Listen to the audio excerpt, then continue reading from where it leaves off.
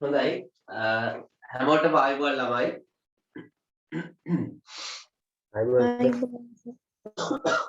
එතකොට අපි අද දවසේදී මේ පාඩම ඉවර කරමු. තාපය කියන පාඩම. හරි.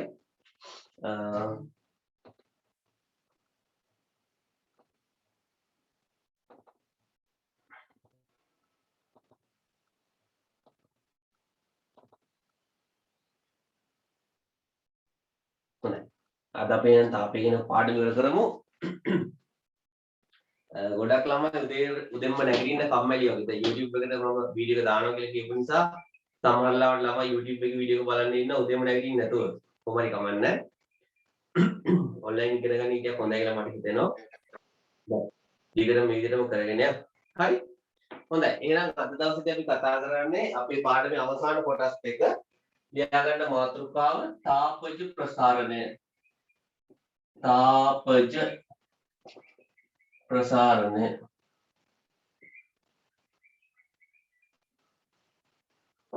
තාපජ ප්‍රසාරණය.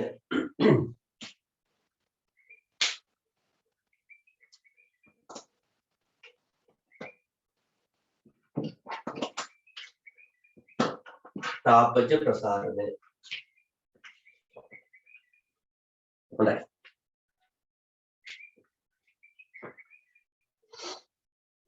හොඳයි. ආගල් ළමයි. එතකොට අපේ අවට තියෙන පරිසරයේ තියෙන වස්තුන් ගත්තොත් මේ වස්තුන්ට තියෙනවා එක්ක දිග නැත්තම් වර්ගඵලය නැත්තම් පරිමාව. අයි මම මෙහෙම කියන්න හේතුව. right? මෙහෙම කියන්නේ පොඩි හේතුවක් තියෙනවා. අපි ගත්තොත් අඩි රූලක් නැත්තම් කඩේ විකුණන්න තියෙන යකඩ කම්බියක් මේ කම්බියේ දිගට පළල සහ උසට සාපේක්ෂව මේ කම්බිය දිගින් වැඩි. එහෙනම් අපි කියනවා මේක දිග කම්බියක්. අපි වැඩි පළල ගැන පළල ගැන උස ගැන කතා කරන්නේ නැහැ කම්බියක වගේ. අපි කියන්නේ මේක දිග කම්බියක් කියලා කියනවා. පැහැදිලිද? ඊට පස්සේ අපි ගත්තොත් එහෙම යකඩ ෂීට් එකක් මේ ෂීට් එකේ අපිට පැහැදිලිවම පේන්න තියෙනවා උසක් පළල. ඝනකම ගැන වැඩි හිතන්න ඕනේ නැහැ මේ පාඩමේ. හරි? මෙතන මේක කියන වර්ගඵලයක් තියෙනවා. ඊට පස්සේ අපි ඝනකාවයක් වගේ ගත්තොත් එහෙම අපි කියනවා මේකේ උස දිග සහ පළල කියන දේවල් තුනම තියෙනවා කියලා. පැහැදිලිද? උස දිග පළල කියන දේවල් තුනම මේකේ තියෙනවා කියලා කියනවා. පැහැදිලිද? මම ඇයි මේක මෙහෙම කියන්නේ කියන එක තව චුට්ටකින් කියන්න. හරි? එහෙනම් පුතේ අපි කම්බියක් ගත්තොත් අපි මේ පාඩමේදී විශේෂත්වයෙන් සලකන්නේ මේ කම්බියේ දිග ගැන. ෂීට් එකක් ගත්තොත් මේ ෂීට් එකේ වර්ගඵලය ගැන සලකනවා. ඝනකාභයක් වගේ ගත්තොත් පරිමාව ගැන සලකනවා. හරි? එතකොට පුතේ තාපයේදී හරි විශේෂ දෙයක් වෙනවා. හරි?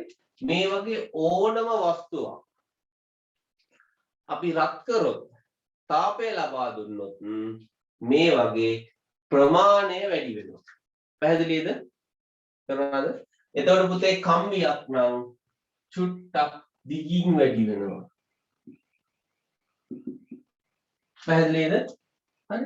මොකද මේ වගේ පළල උස වැඩි වෙන එක හරිය චූටි. නමුත් අර දිග කම්බියක් නිසා දිග වැඩි වීම අපිට වැඩිපුර බලා ගන්න පුළුවන්. ෂීට් එකක් කරන් රත් කරොත් මෙයාගේ පුතේ වර්ගඵලය පොඩ්ඩක් වැඩි වෙනවා. වර්ගඵලය වැඩි වෙනවා. පැහැදිලිද? ඝනකයක් කරන් රත් කරොත් එහෙම මෙයාගේ මුළු පරිමාව වැඩි වෙනවා. එහෙනම් තාපජ ප්‍රසාරණය කියලා කියන්නේ තාපය ලබා දෙනකොට වස්තු වල දිග වැඩි වීම, වර්ගඵලය වැඩි වීම හෝ පරිමාව වැඩි වීම. එතකොට පුතේ තාපය ලබා දෙනකොට තාපය ලබා දෙනකොට ප්‍රසාරණය වුණා නම් තාපය ලබා දෙනකොට ප්‍රසාරණය වුණා නම් සිසිල් කරනකොට සංකෝචනය වෙනවා. ඒ කියන්නේ මේවා ආපහු ලඟ වෙනවා. පැහැදිලිද? අපි මේක චුට්ටක් කතා කරා උෂ්ණත්වමාන හදනකොට. නේද? උෂ්ණත්වමාන හදනකොට මම කිව්වා ද්‍රව ප්‍රසාරණය. අපි ද්‍රවයක් දාලා රත් කරොත් එහෙම ද්‍රවයේ පරිමාව වැඩි වෙනවා. ඒතර පරිමාව වැඩි වුණාම එයාට යන්න තරක් නැත්නම් අර උෂ්ණත්වමානයේ සිහින් බටේ දිගේ උඩට යනවා කියලා කිව්වා. මේ වගේම පුතේ ඕනම වස්තුවක් ඝන ද්‍රව්‍යයක් වේවා දියරමය ද්‍රව්‍යයක් වේවා වායුවක් වේවා රත් කරනකොට ප්‍රසාරණය වෙනවා. පැහැදිලිද? හැබැයි පුතේ මේ ප්‍රසාරණය හරිය විශාල නෑ. ඕව චුට්ටයි වෙන්නේ. පැහැදිලිද? ඌටි ප්‍රසාරණයක්. ඒතර කම්බියක් නම් අපිට බලා ගන්න පුළුවන් දිග වැඩි වෙනවා. කම්බියක මේ වර්ගඵලය වැඩි වෙන එක හරිය චූටි. එහෙනම් ඒක ගණන් ගන්න ඕනේ නෑ. පැහැදිලිද? ඒක මම මෙහෙම ඔයාලට කියන්නම්.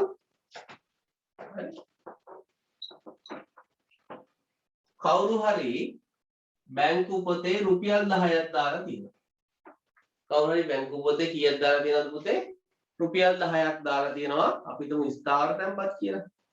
එතකොට මාසෙකට පොලිය හම්බෙන්නේ හරි මාසෙකට පොලිය හම්බෙන්නේ කීයද? රුපියලක් විතර. රුපියලකුත් නෙමෙයි 750ක්. 750ක්.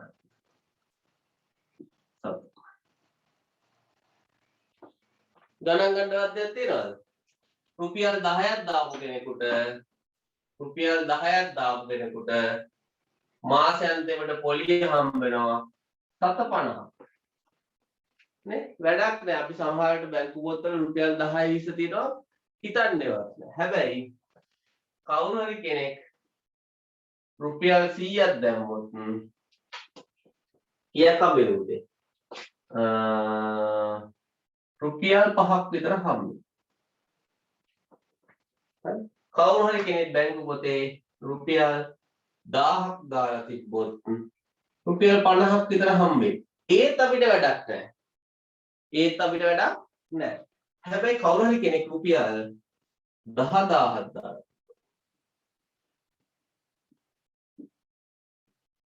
500යි. කවුරු හරි කෙනෙක් රුපියල් ලක්ෂයක් දාලා තිබ්බොත් 5000යි. කවුරු හරි කෙනෙක් පුතේ රුපියල් ලක්ෂ 100ක් දාලා තිබ්බොත් එහෙම මෙන්න පුතේ 50000ක් හම්බ වෙනවා. සමහර මන් දන්න යාළුවෝ ඉන්නවා. හරිද? මගේ වයසේ යාළුවෝ ඉන්නවා. මේ වගේ ගොඩක් කට්ටිය ඉන්නවා. අවුරුදු 5ක් විතර ගොඩාක් මහන්සිලා වැඩ කරලා රුපියල් ලක්ෂ 100ක් හෝ ලක්ෂ 200ක් විතර පොත් කරලා දාලා ලියන්නේ. ඒකට එයාට හැම මාසෙම රුපියල් 50000ක් හරි ලක්ෂයක් හරි හම්බ වෙනවා. ඒතර ඔයාලට තේරෙනවා මේ හැම එකම පොලි අනුපාතය කියලා 100ට 5යි. 5යි. හැබැයි රුපියල් 10ක් තියෙනකොට චූටි ගාණක්. ඒ අනුපාතයෙන්ම ලක්ෂ 100ක් තිබ්බොත් ලොකු ගාණක් මාසෙකට එනවා. මේ වගේ පුතේ ප්‍රසාරණය බලනකොට චූටි වස්තු වල ප්‍රසාරණය අපිට පේන්නේවත් නැහැ. පැහැදිලිද? මම මේක පස්සේ පැහැදිලි කරලා දෙන්නම්. කියන්නේ සෙන්ටිමීටරයක් විතර දිග කම්බි කෑල්ලක් රත් කරා කියලා මේකේ දිග වැඩි වීම අපිට පේන්නේ නැහැ. හැබැයි මීටර් 5ක් විතර දිග කම්බියක් අරගෙන රත් කරොත් එහෙම අපිට මේකේ සෙන්ටිමීටරයක විතර ප්‍රසාරණයක් බලා ගන්න පුළුවන්. පැහැදිලි නේ? හරි. අපි ඒක පස්සේ කතා කරමු. ලියා ගන්න පුතේ. ලියා ගන්න. තාපජ ප්‍රසාරණය.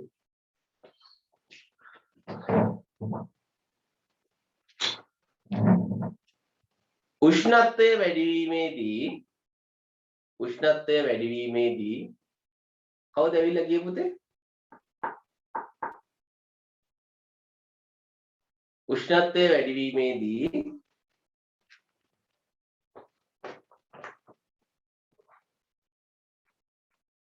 ද්‍රව්‍යයක ද්‍රව්‍යයක දිග වර්ගඵලය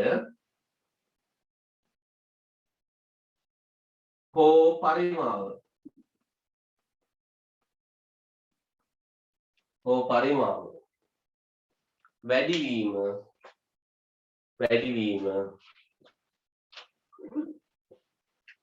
තාපජ ප්‍රසාරණය ලෙස හඳුන්වයි. තාපජ ප්‍රසාරණය ලෙස හඳුන්වයි. තාපජ ප්‍රසාරණය ලෙස හඳුන්වයි.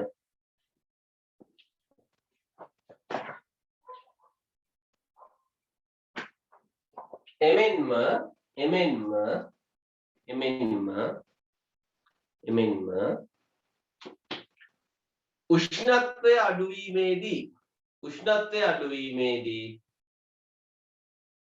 උෂ්ණත්වය අඩුවීමේදී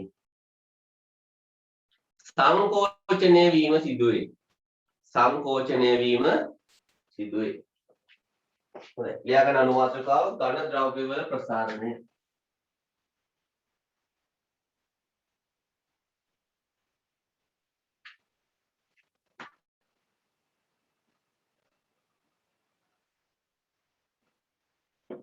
හොඳයි. ඝන ද්‍රව්‍යවල ප්‍රසාරණය. හැමෝම ලියලා බෝඩ් එක දිහා බලා ගන්න පුතේ.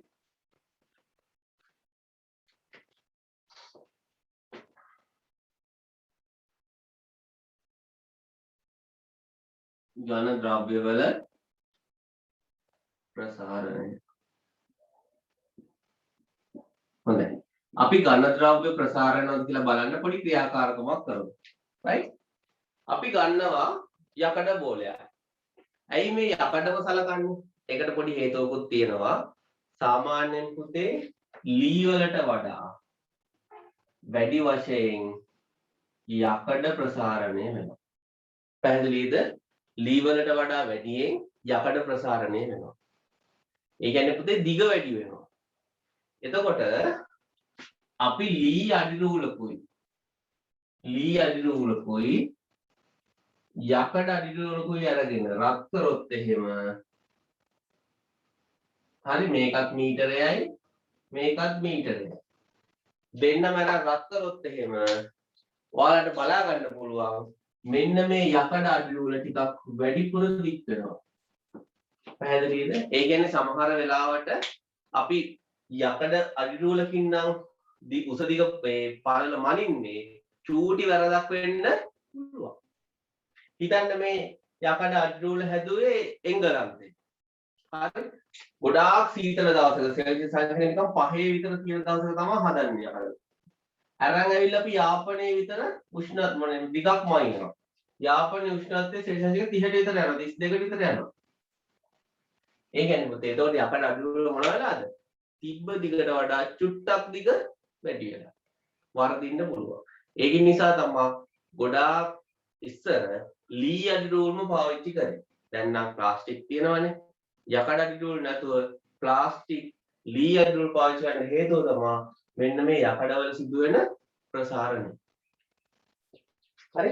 ඒක පොඩි අමතර කතාවක්. හොඳයි. අපි දැන් බලන්න යන්නේ කොහොමද මේවා ප්‍රසාරණය වෙන්නේ කියන්නේ. මම කරන්නේ යකඩ බෝලයක් අරගෙන යකඩ බෝලේ යන්තමින් යවන්න පුළුවන් පොඩි මුදුවක් හදා ගන්න. මුදුවක් හදලා යන්තමින් යවන්න පුළුවන්. හරි? කන් ගෑවි නොගෑවි යන්න පුළුවන් මුදුවක් හදා ගන්න. මේකෙන් මඩුව දාගන්න පුළුවන් යන්තම්. ඊට පස්සේ මම මේ යකඩ බෝලේ අරන් ගිහිල්ලා ගිනි ගොඩකට දාලා හුද්දට රත් කරනවා. ගිනි ගොඩකට දාලා මොකද කරන්නේ පුතේ? හුද්දට රත් කරනවා.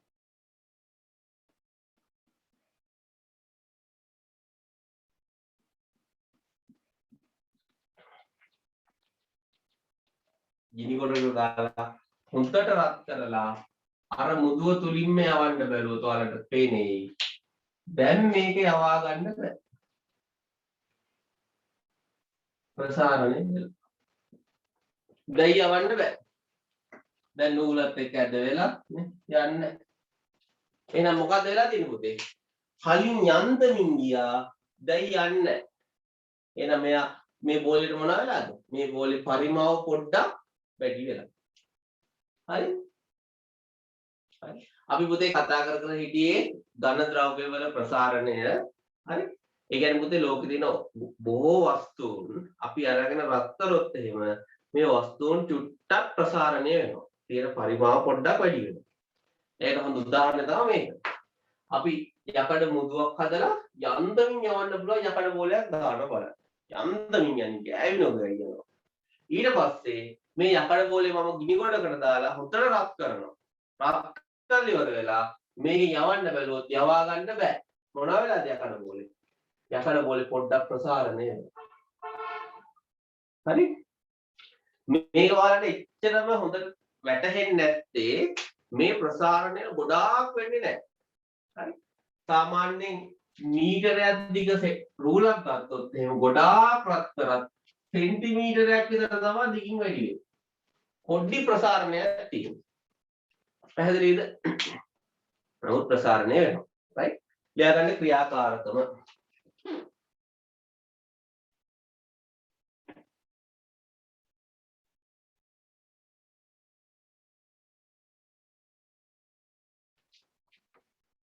ක්‍රියාකාරකම.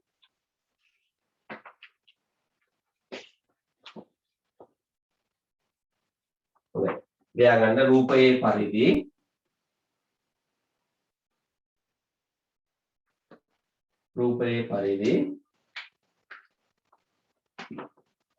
යකඩ බෝලයක් ගෙන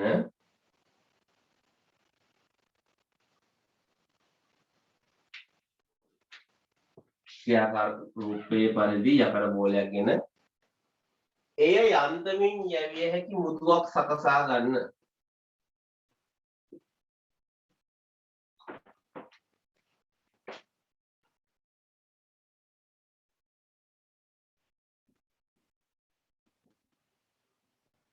එය යන්තමින් යැවිය හැකි මුදුවක් සකසා ගන්න.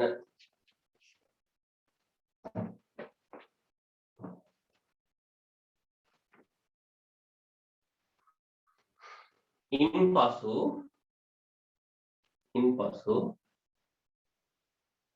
යකඩ බෝලය තදින් රත් කර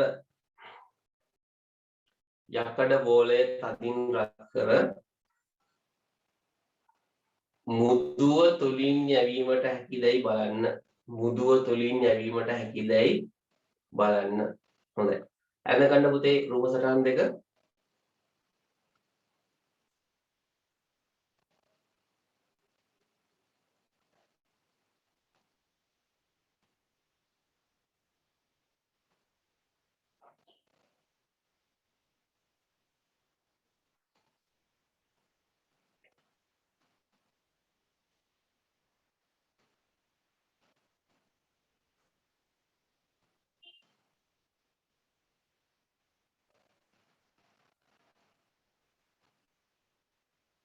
හරි. ඇඳ ගන්න රූප සටහන් දෙක.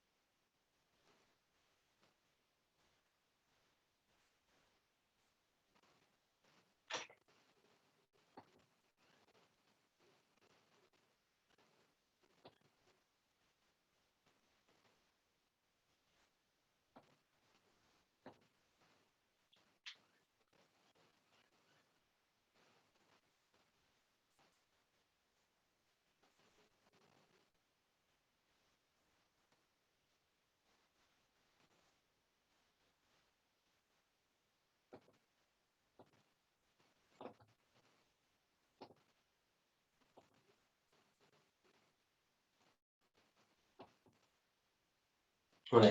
දැන් ලියාගන්න එහෙම. යකඩ බෝලය රත් කළ පසු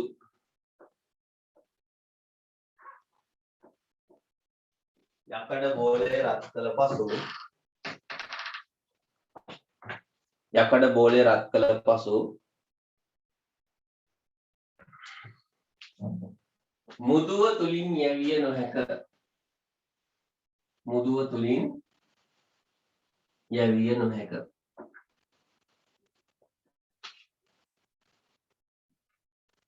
එනම්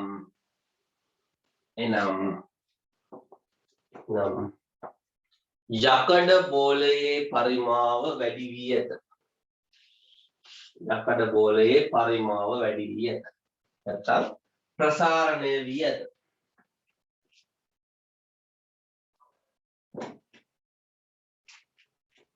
හොඳයි. පුතේ මේ කොටසේ වැදගත්ම ටික තමයි මෙන්න මේ ලියා ගන්න. ඝන ද්‍රව්‍යවල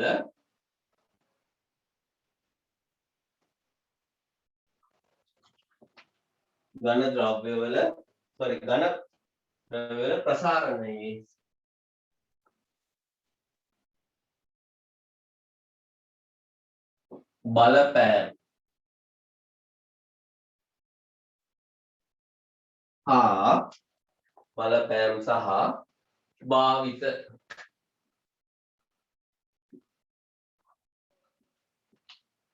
බලපෑම සහ භාවිත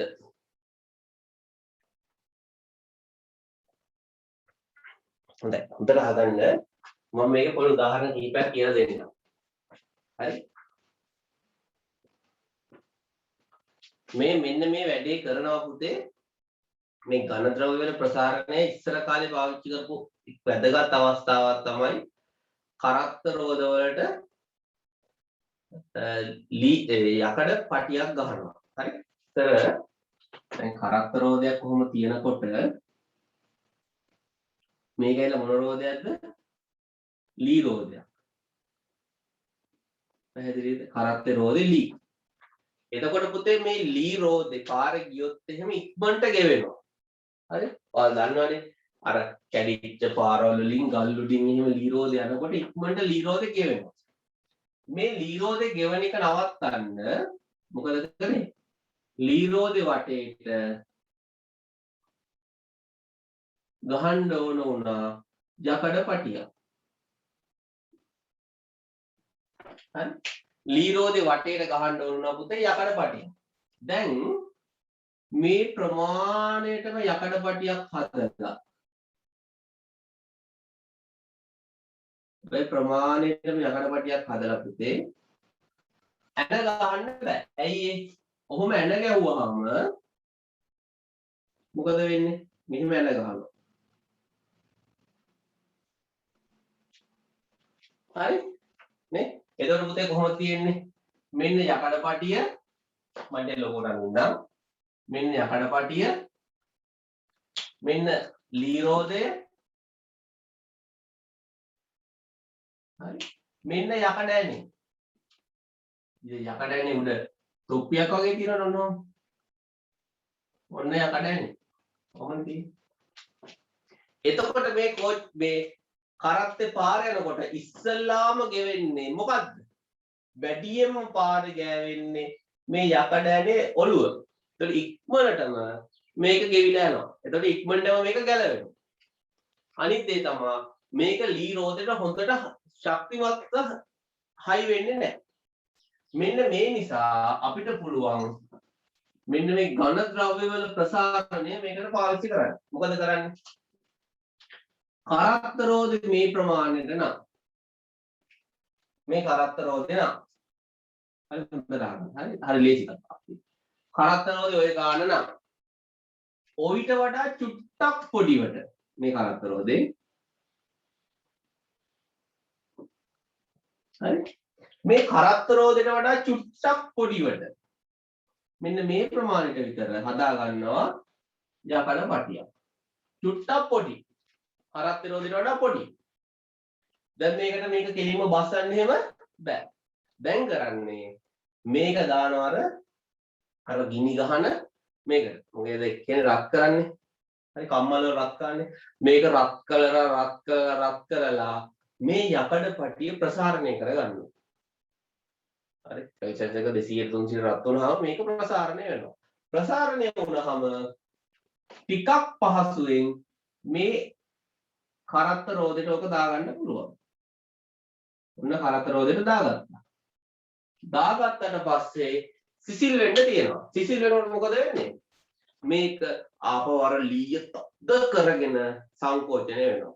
එතකොට ආයේ කරත්ත රෝදෙ ගැලවෙන්නේ නැහැ. ලී පටිය හුද්දට සම්බන්ධ වෙනවා. ඒක පැහැදිලිද? ඒක හැමෝටම තේරුණාද?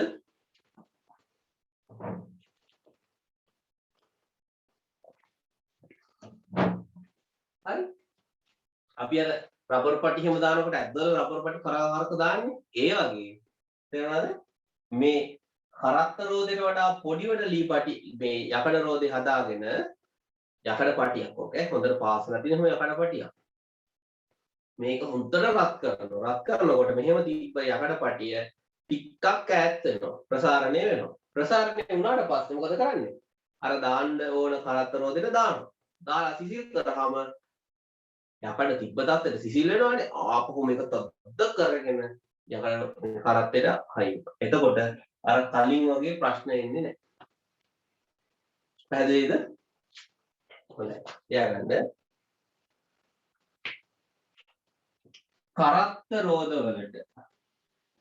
කරත්ත රෝදවලට දැන් මේ අර විදිහට පුතේ පිටරටින් වාහන ගේන්නෙත් නැහැනේ නේද? පිටරටින් වාහන ගේන්නේ නැහැ.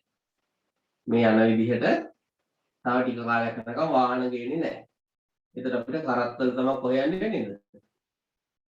ගමන් යන්න වෙයි සමහර විට. මේ වාහන ගේන්න දෙනොත් කරත්තයක්වත් හදාගන්න එපා. ඒක කරත්තයක් හදනවා නම් ඕක මතක තියාගන්න. එන්න හැම ගහන්න යන්න එපා. කරනවාද?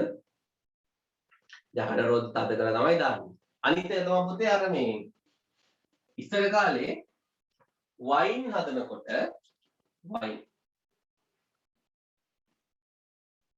මේ වයින් මේ වගේ කල්දේරම් වල දාලා නේද? කල්දේරම් වල දාලා සෑහෙන කාලයක් පල් වෙන්න තියන්න ඕනේ. එතකොට මේ කල්දේරම් හදන්නේ ලී පටි වලින්. මෙන්න ලී පටි එකට තියලා මොකද කරන්නේ? මේ කල්දේරමට වඩා පොඩි යකඩ රවුමක් හදලා රත් කරලා මේක අසට බස්සනවා. දැන් මොකද වෙන්නේ? ටික වෙලාවක් යනකොට මේක සිසිල් වෙනකොට අර ලී පටි ටික තද්ද කරගෙන ඉර වෙනවා. දැන් ඔන්න මැද හරි.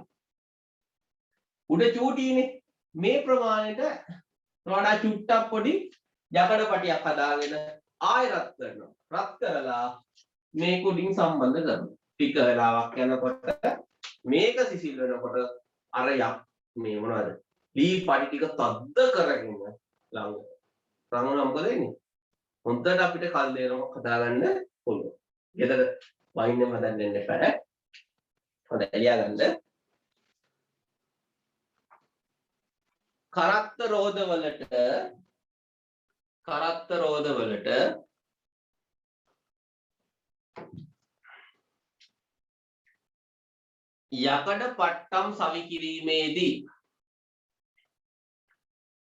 රෝදවලට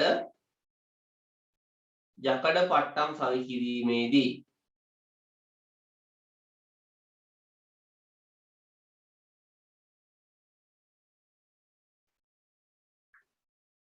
ලී රෝදයේ විස්කම්බයට වඩා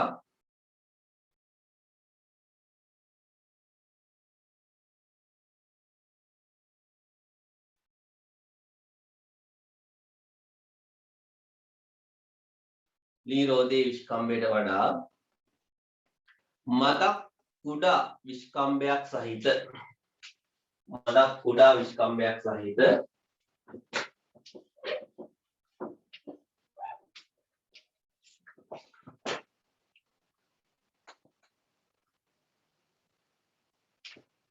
යකඩ වලල්ලක් සාදයි.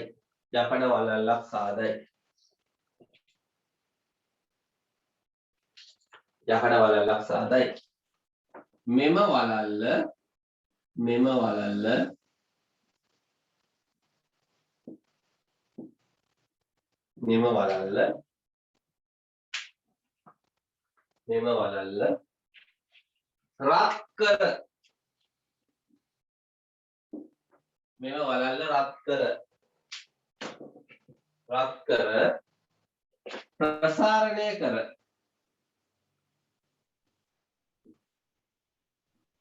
ප්‍රසාරණය කර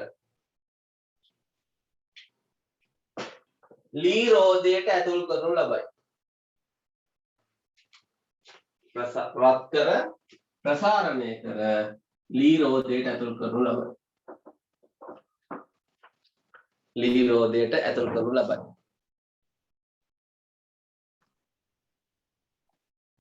සංකෝචනය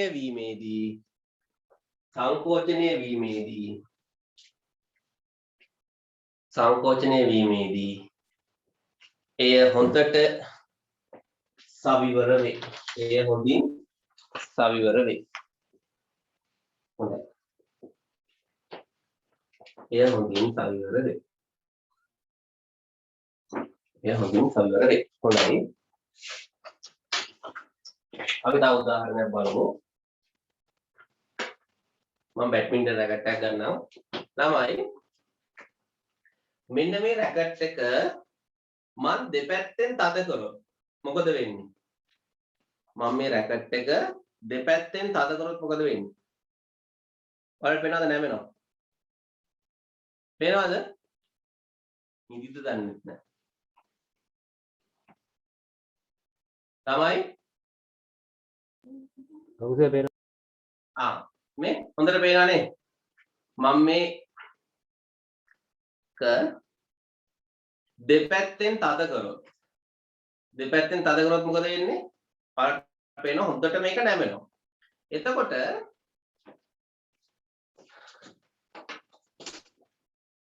යම් කිසි වස්තුවක් අපි තුමු ලීයේ මේකක් කියලා කම්බියක් කියලා.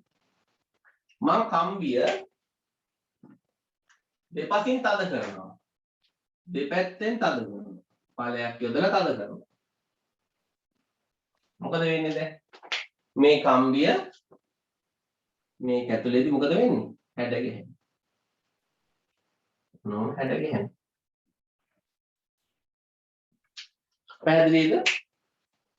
එතකොට මම මේක තද කරනවා කියලා මොකද්ද කරන්නේ පුතේ? මේ තියෙන දිගට වඩා අඩු දිගකට ගේන්න බලනවා. තියෙන දිගට වඩා අඩු දිගකට ගේන්න බලනවා. එතකොට අපි හිතමු මෙහෙම දෙයක්. ඔන්න යකඩ කම්බියක් තියෙනවා. මේකේ දිග මීටර් 100යි. මීටර් 100 දිග යකඩ කම්බිය. දිග යකඩ කම්බියක්.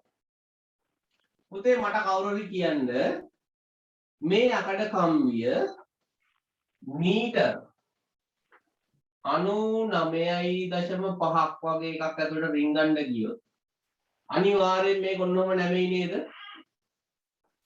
මීටර් 99ක් ඇතුළට රිංගන්න ගියොත් කොහොම නැමෙයි නේද? නැමෙයිද නැද්ද?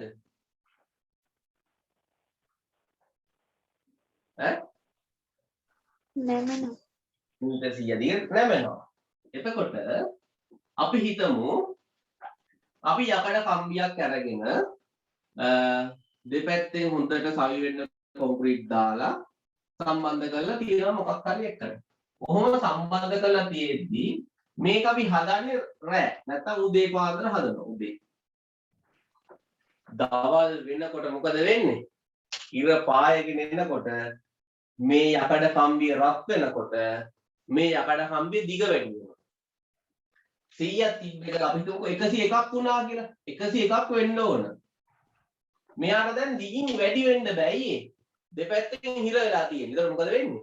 මේ යකඩ කම්බිය පුතේ ඇද ගහන්න ගන්නවා. යකඩ කම්බිය මොනවාද? මෙන්න මෙහෙම ඇද ගහන්න ගන්නවා. තේරුණාද? ඕක සෑම තැනකම බලා ගන්න පුළුවන් සංසිද්ධියක්. හරි? මම මේකට උදාහරණ කියන්නම්. ඔයාලා කෝච්චි වල යනකොට නේද? දැන් අපි දන්නවා මහකන් ඉඳලා නුවරට යන්න අපිට දෙන කෝච්චි පාර. ඕකේ යනකොට අර හැම වෙලේම කෝච්චියේ ටකන් ගාලා රේල් පීලියට පයින් සද්දයක් ඇහෙනව නේද? ඇහිලා තියෙනවද? කෝච්චිය රේල් පීලියට පයින් සද්දයක් හොඳට ඇහෙනවා. ඒ කියන්නේ පුතේ රේල් පීලි හදනකොට රේල් පීලි එකට සම්බන්ධ කරනකොට සම්බන්ධ නොකර රේල් පීලි අතර පොඩි පරතරයක් තියෙනවා. ඇයි මේ පරතරයක් තියන්නේ? කෝච්චිය නිකන් ටකන් ගාලා වැඩි යන්නද? නෑ. මේ රේල් පිටි පුතේ කිලෝමීටර් ගණන් දිගයි.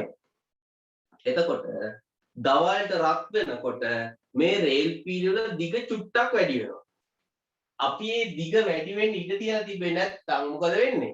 ඔය රේල් පිටි ටික පුතේ ඇද යන්න පුළුවන්. තේරුණාද? එතකොට මෙන්න එක රේල් පිටලා මෙන්න අනිත් රේල් පිටලා. ඔන්නෝම තමයි තියෙන්නේ. සීතල දවස් වලට. උණුසුම් දවස් වෙනකොට ඔයා මොකද වෙන්නේ? එකට ගෑවෙනවා. හැබැයි ඇද වෙන්නේ නැහැ. ඇයි ඒ? එයාලට ප්‍රසාරණය වෙන්න අපි ඉඩ තියලා තියෙනවා.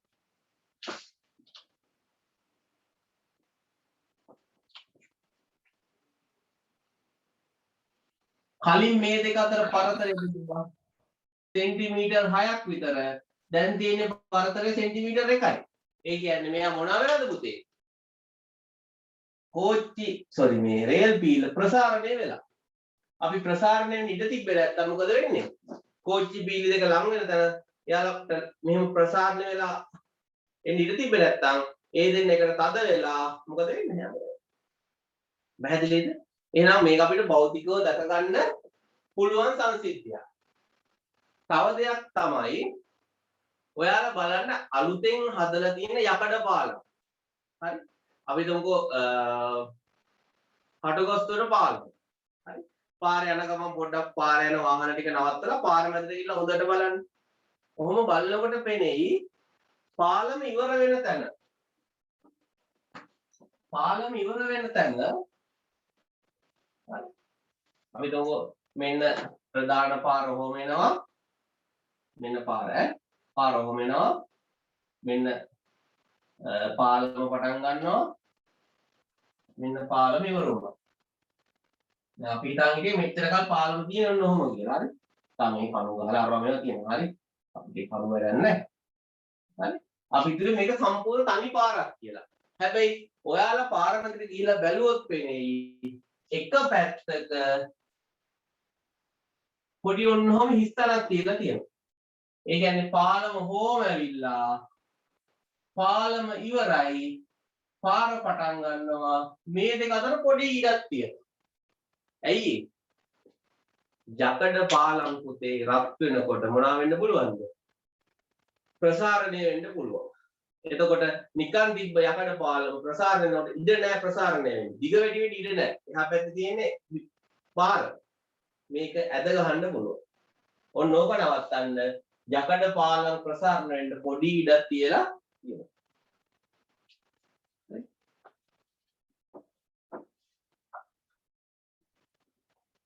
ඊළඟට ලයිට් කණු අතර මේ අපිට මේ ලයිට් කණු දෙකක් කියලා නේ. දැන් ඔයාලා මට කියන්න ලයිට් කණු දෙකක් අතර විදුලිය අදිනකොට අඩුවෙන් කම්බියන්නේ මෙහෙම ඇද්දාමද හරි කෙලින් ඇද්දාමද මෙහෙම ඇද්දාමද? ඒ අවස්ථාවේද අඩුවෙන් කම්බියන්නේ B අවස්ථාවේද? ළමයි ලයිට් කණු දෙකක් අතර විදුලිය අදිනකොට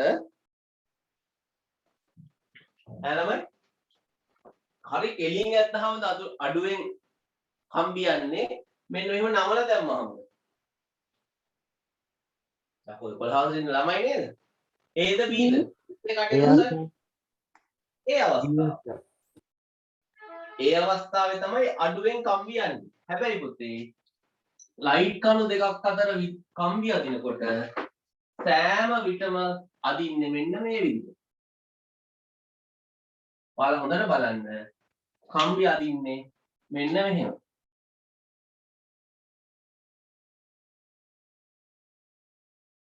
කොහොමද? ඒකට ගෑවෙන්නේ නැහැ මට ඒක අඳින්න. මම මෙහෙම අදින්නම්කෝ.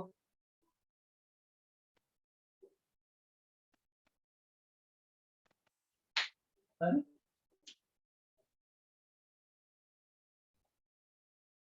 ඇයි අපි හිතමු වයර් අදින කට්ටිය ඇවිල්ලා වයර් ඇද්දේ දවල්.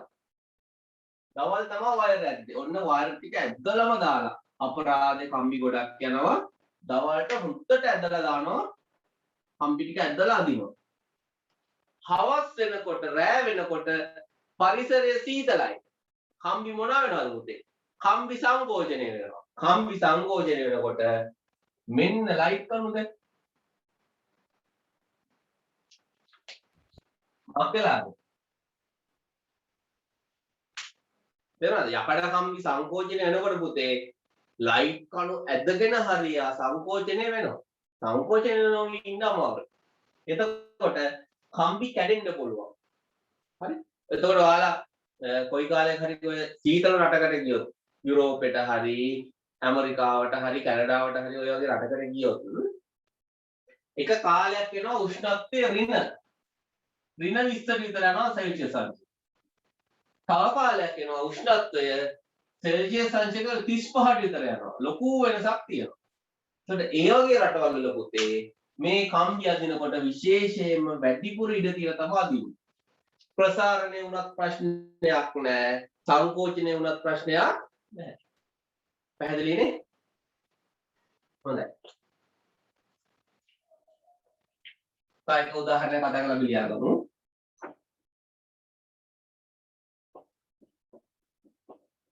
දැන් අපි හිතමු ඔයාලා ඉන්නවා ගෙදර. හරි? ඔයාලා ගෙදර ඉන්නකොට නංගි හරි මල්ලි හරි ඇවිල්ලා කියනවා අයියේ මේ ජෑම් බෝතලේ හරි මොකක් හරි බෝතලයක මට මූඩිය අරගන්න බෑ. මූඩිය හිරයි. මූඩිය හොඳටම හිරයි. අරින්නම බෑ. කියලා ඔයාලට දෙනවා. ඔයාලා අයියානේ නැත්නම් අක්කානේ. මට දෙන්නෝ කියලා අරගෙන අරින්න බලනවා. අරින්නම බෑ. කොච්චර සත කරත් ඕක අරගන්න බෑ. දැන් විලිලා. දැන් මොකද කරන්න පුළුවන්? මේ වගේ එකක් ඔයම අරගන්න බැරි නම් පුතේ අපි කරන්න ඕන මෙන්න මේ මූඩිය ටිකක් රත් කරගන්න ඕන. මූඩිය ටික මොනවා කරගන්න ඕනේද? රත් කරන්න ඕන. පුතේ වීදුරු වැඩිපුර ප්‍රසාරණය වෙන්නේ නැහැ. වීදුරු පොඩ්ඩයි ප්‍රසාරණය. ඒ කියන්නේ වීදුරුව මෙහෙම ප්‍රසාරණය වෙනකොට ඊට වඩා වැඩි ප්‍රමාණයක් මූඩිය ප්‍රසාරණය වෙනවා. එතකොට හිර වෙලා තිබ්බ එක පුතේ පහසුවෙන් අරගන්න පුළුවන්. නේ? සමහර වෙලාවට අපි දන්නා ගෙදර අර කෝප්ප එක උඩ එක කොහොම දාලා තියෙනවා. හොරනකොට ඔන්නෝම කෝප්ප දාලා තියෙනවා. ගලවන්න ගියාම කෝප්ප දෙක ගලව ගන්න බෑ. ඇයි හිර වෙලා තියෙන්නේ? දැන් මොකද කරන්නේ? උඩ කෝප්පෙට දානවා ටිකක් සීතල වතුර. යට කෝප්පේ ගිල්ලනවා ටිකක් උණුසුම් ජලය. මෙහෙම වුණාම ඇතුලේ කෝප්පේ සීතලයි. එයා සංකෝචනය වෙනවා. පිට කෝප්පේ රස්නේ. එයා ප්‍රසාරණය වෙනවා. එතකොට මොකද වෙන්නේ? මෙහෙම තියෙනකොට නේ ඇතුලේ එක්කෙනා සංකෝචනය වෙනවා. පිටින් එක්කෙනා ප්‍රසාරණය වෙනවා. ඒතර පහසෙන් ගලව ගන්න මෙන්න මේ වගේ විශාල අවස්ථා ප්‍රමාණයකට ඝන ද්‍රව්‍ය වල ප්‍රසාරණය වැදගත් වෙනවා. පුතේ දැන් පරක් වෙලා පන්තිර ආපු ළමයින්ට මම වීඩියෝ එක දානවා YouTube එකට බලන්න. හොඳයි. ලියාගන්න ප්‍රශ්නයක්. ලියාගන්න ප්‍රශ්නයක්. එදිනෙදා ජීවිතයේදී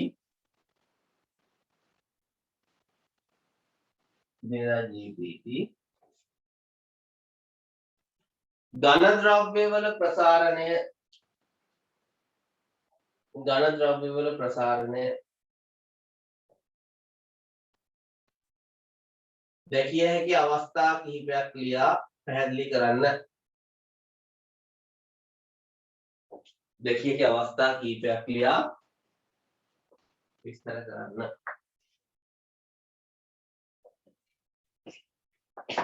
හොඳයි. ඒක පුතේ ඉදිරි කරන්න. ලියා ගන්න අනුමාත්‍රකාවක් ද්විලෝහ පටිය.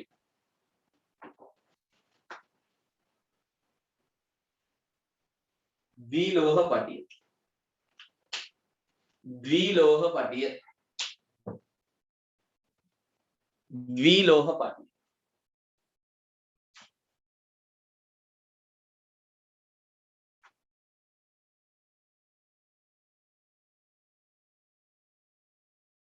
ද්විලෝහ පටි. හොඳයි.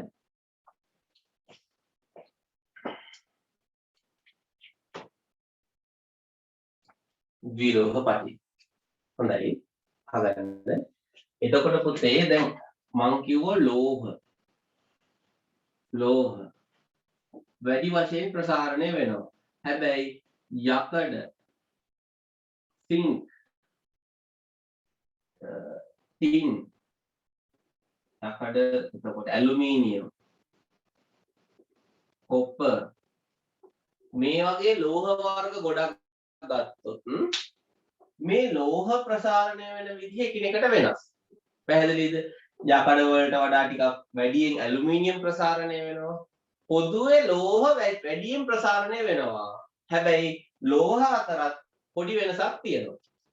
එතකොට මෙන්න මේ වගේ ප්‍රසාරණය වෙනස් ලෝහ දෙකක් අරගෙන මේ වගේ ප්‍රසාරණය වෙනස් ලෝහ දෙකක්ම ගන්න.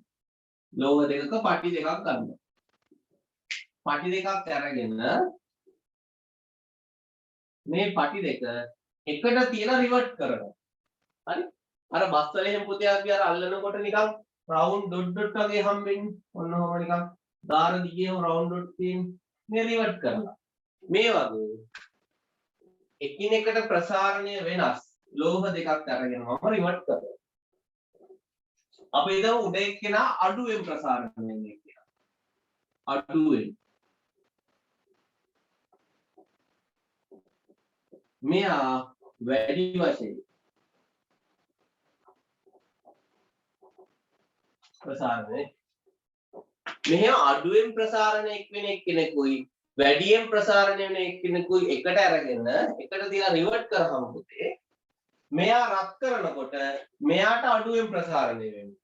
මෙයාට වැඩියෙන් ප්‍රසාරණය වෙන්න ඕනේ. එතකොට මෙන්න මේ වගේ දැක ගන්න පුළුවන්. අඩුවෙන් ප්‍රසාරණය වෙන පැත්තට මේක නැමෙනවා.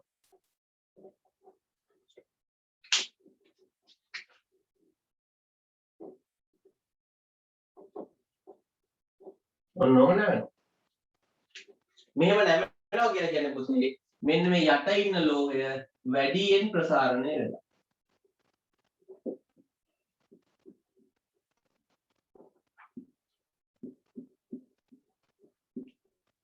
උඩින් එක්කෙනා අඩුවෙන් ප්‍රසාරණය වෙලා. එහෙනම් පුතේ අපිට ද්විලෝහ පටියක් රත් කරනකොට අපිට එයා එක පැත්තකට ඔහම නැමිනව බලා ගන්න පුළුවන්.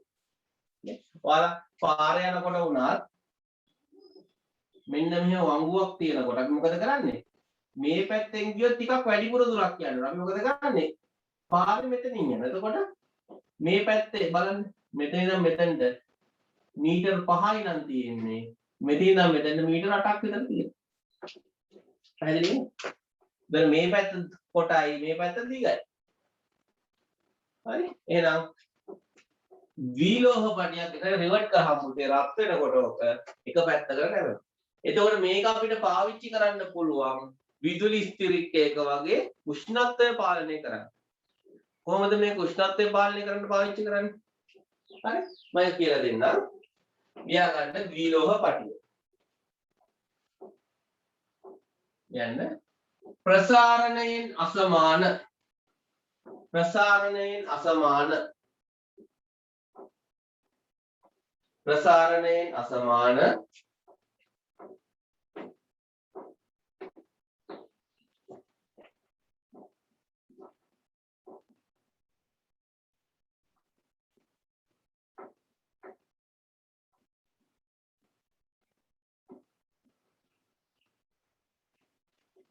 ප්‍රසාරණයෙන් අසමාන ලෝහ පටි දෙකක් ගෙන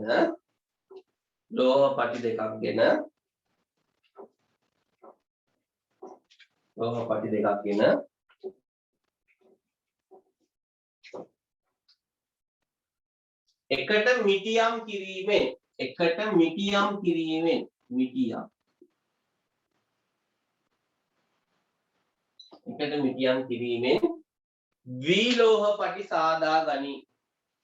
මිටියම් කිරීමෙන් ද්විලෝහ පටි සාදා ගනි. ද්විලෝහ පටි සාදා ගනි.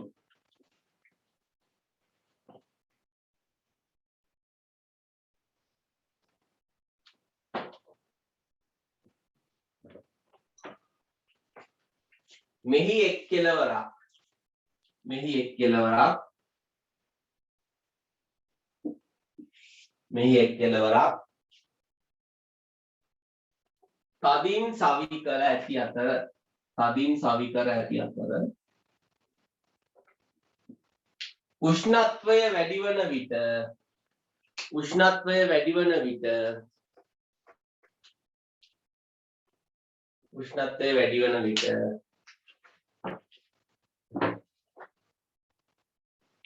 උෂ්ණත්වය වැඩි වන විට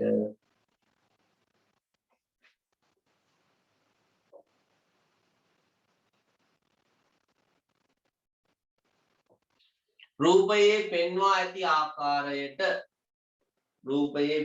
ආකාරයට වක්‍ර වේ. ඇඳගන්න පුතේ මේක උෂානි. ඇඳගන්න පුතේ මේක වක්‍ර වේ.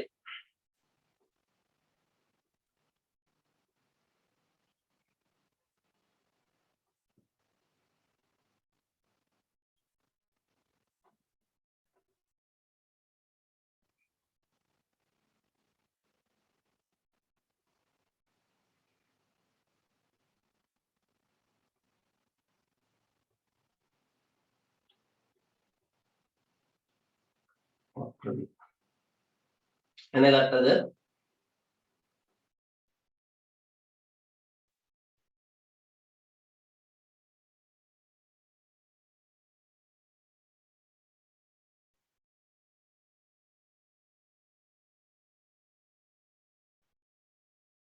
හොඳයි.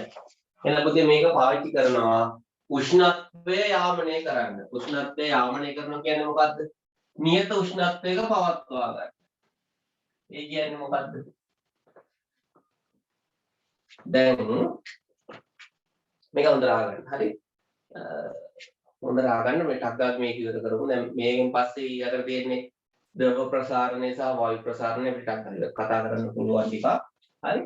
ඔයාලගේ ගෙදර තියෙන විදුලි ස්ථිරික්කයක හරි ගලවලා බැලුවොත් ඔයාලට පෙනෙයි මේ විදුලි ස්ථිරික්කයේ යට තියෙනවා ප්‍රතිරෝධකයක්. හරි. අපි තාපකයක්. හරි. මේකට අපි විදුලිය සපයනකොට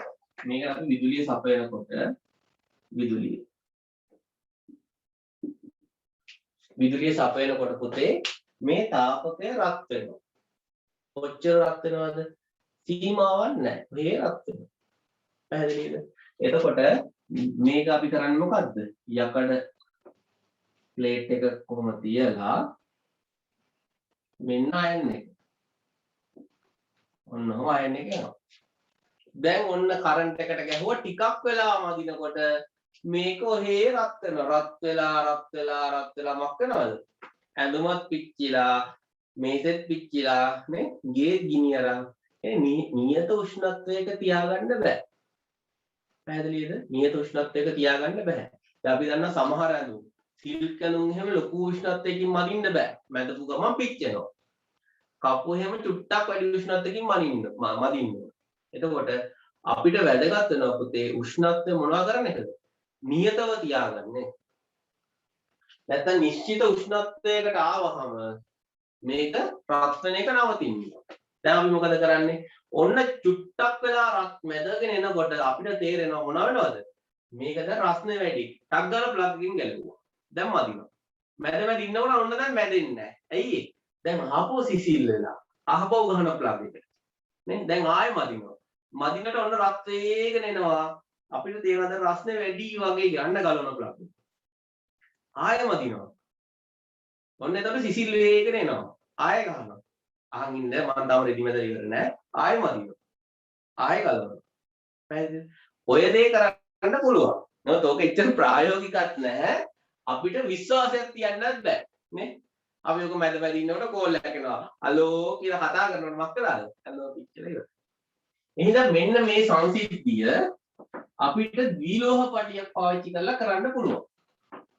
පැහැදිලිද? අපිට ඕක ද්විලෝහ පටියක් පාවිච්චි කරලා කරන්න පුළුවන්. කොහොමද කරන්නේ?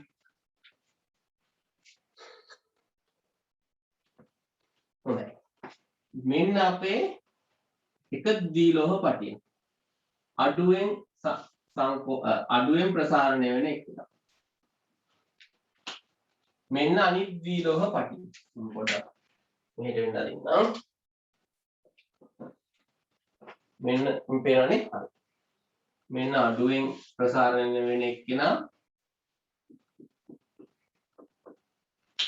මෙන්න වැඩියෙන් ප්‍රසාරණය වෙන එක්කෙනා. හොඳට බලන්න හරි ලේසි.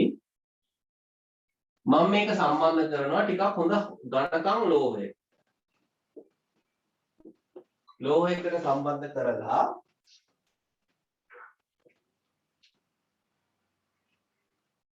මේක යවනවා පාරිපතයට. හරි. ඔන්න විදුලිය සපය. විදුලිය සපයලා මෙතනට අපිට කියනවා තාපකය. ඒ තාප. හරි රත් වෙන එක.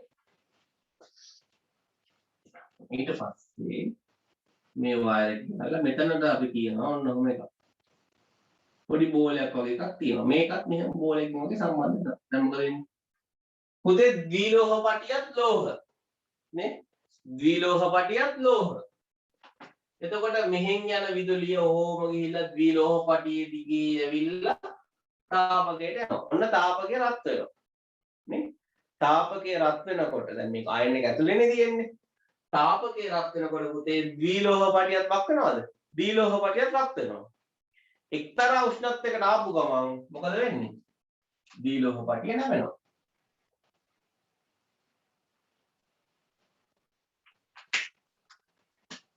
ගොඩාක් වෙන්නේ සුළු වශයෙන් වක්‍ර වෙනවා. පොඩ්ඩක් වක්‍ර වෙච්ච ගමන් මොකද වෙන්නේ? මෙන්න මෙතන පරිපතය විසන්ධි වෙනවා.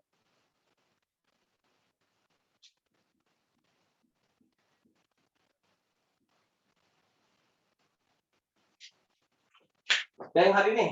අපි ඉස්සර කරපු වැඩේ අපිට දැන් ද්විලෝහ පටිය කරනවා. රත් වේගන එනකොට එයා උඩට නැමෙනවා. උඩට නැමුණාම මේකට කරන්ට් එක නැහැ. සිසිල් වේගන එනකොට මෙයා සිසිල් වෙනකොට ආපහු මොකද වෙන්නේ? ආපහු හිටපු තැනට වෙනවා. ගෑවෙනවා. ගෑවෙනකොට රත් වෙනවා. චුට්ටක් වෙලා යනකොට ආපහු උඩට එනවා. එහෙනම් මෙන්න මේකෙන් අපිට පුළුවන් උෂ්ණත්වය යාමනය කරන්න. පැහැදිලිද? දැන් උඩට දානවා අඩුවෙන් ප්‍රසාරණය වන.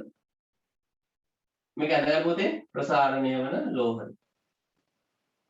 මේක ඇවිල්ලා තාපකය. හරි? එහෙනම් අයන් එකක විදුලි ස්ථිරිකයක සමහර රයිස් කුකර් වල උෂ්ණත්වය යාමනය කරන්නේ මෙන්න මේ විදිහට. පැහැදිලිනේ?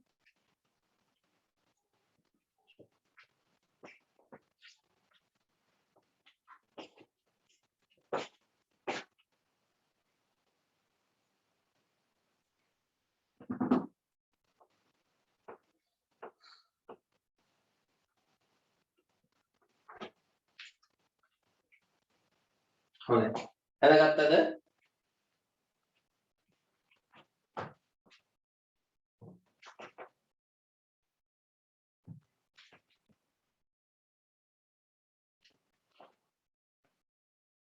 දැනගත්තද පුතේ? දෙව්මිකා මංජුල ඔව් සර්. මංජුල නම ඉතිහාසය මොකද්ද? මොකද්ද? මංජුලගේ නම මොකද්ද? මංජුල මල්ලාරච්චි. මල්ලවරච්චි.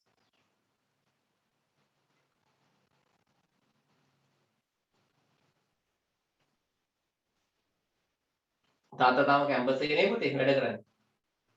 ඔව් සර්. මංජුල. හරි දැනගත්තද?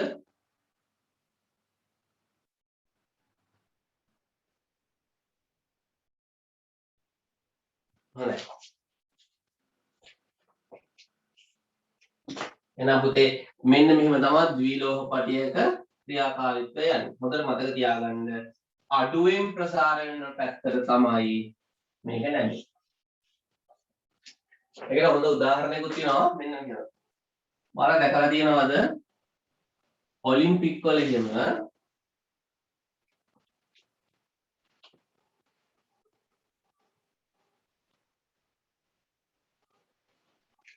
හරි අර දුවන කට්ටිය නේ දුර දුවන කට්ටිය එක්කෙනෙක් ඉන්නේ මෙතන ඊළඟ එක්කෙනා මෙතන ඊළඟ එක්කෙනා මෙතන ඊළඟ එක්කෙනා මෙතන ඇයි සර් මෙයාට විතරක් අසාධාරණනේ මෙයා පිටිපස්සෙන් පටන් ගන්න ඇයි කියලා මම හිතනවා නේද මෙයා ඉස්සරහෙන් පටන් ගන්නවා මෙයා එහෙම ඇයි ඒ පුතේ මෙයාට විශාල දුරක් දුවන්න ඕන මේ වංගුවේ බලන්න මේ විශාල වටයක් යන්න ඕනේ වංගුවේ එයා ඒ එන වැඩිපුර දුවන දුර මෙයා මේ පොඩි දුරකින් ඉන්න පුළුවන්. එතකොට මෙන්න මෙතනදී වෙන අසාධාරණේ වළක්වන්න තමයි මෙයා වැඩිපුර දුවන දුර මෙයා පිටිපස්සෙන් පටන් ගන්නවා. තේරුණානේ? එහෙම නැතුව මේ ක්‍රීඩකයන්ට අසාධාරණයක් කරන්න නෙමෙයි. මෙයා වැඩිපුර දුවන දුර මෙයා ඊට වඩා පොඩ්ඩක් අඩුවෙන් දුරක් දුවනවා මේ චුට්ට දුරක්. ඒක පස්සල ගන්නවා. මෙයා තමයි අඩුවෙන්ම දුර දුවන්නේ මේ සම්දාලා වංගු වෙන්න පුළුවන්. හොඳ එයා මෙයා වැඩිපුර දුවන දුර මෙතනින් පස්සට යනවා පටන්. හරි. ඒතර ප්‍රසාරණය වලත් වෙන්නේ ඕකයි. මේ පැත්තේ යට පැත්තේ තියෙන එක වැඩිපුර ප්‍රසාරණය වෙනවා. උඩ තියෙන එක නා අඩුවෙන් ප්‍රසාරණය වෙනවා. හරි.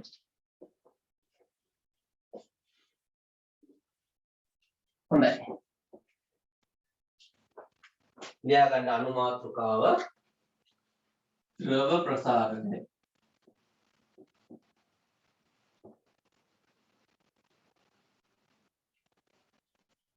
ද්‍රව ප්‍රසාරණය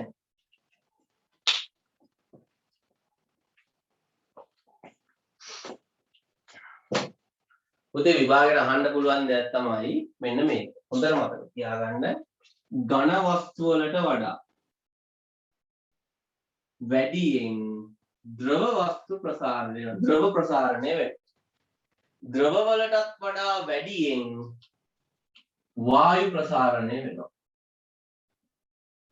පැහැදිලිද? අපිට ඝන ද්‍රවයක ප්‍රසාරණයට වඩා ද්‍රවයක ප්‍රසාරණය ටිකක් වැඩිපුර බලා ගන්න පුළුවන්. පැහැදිලිද?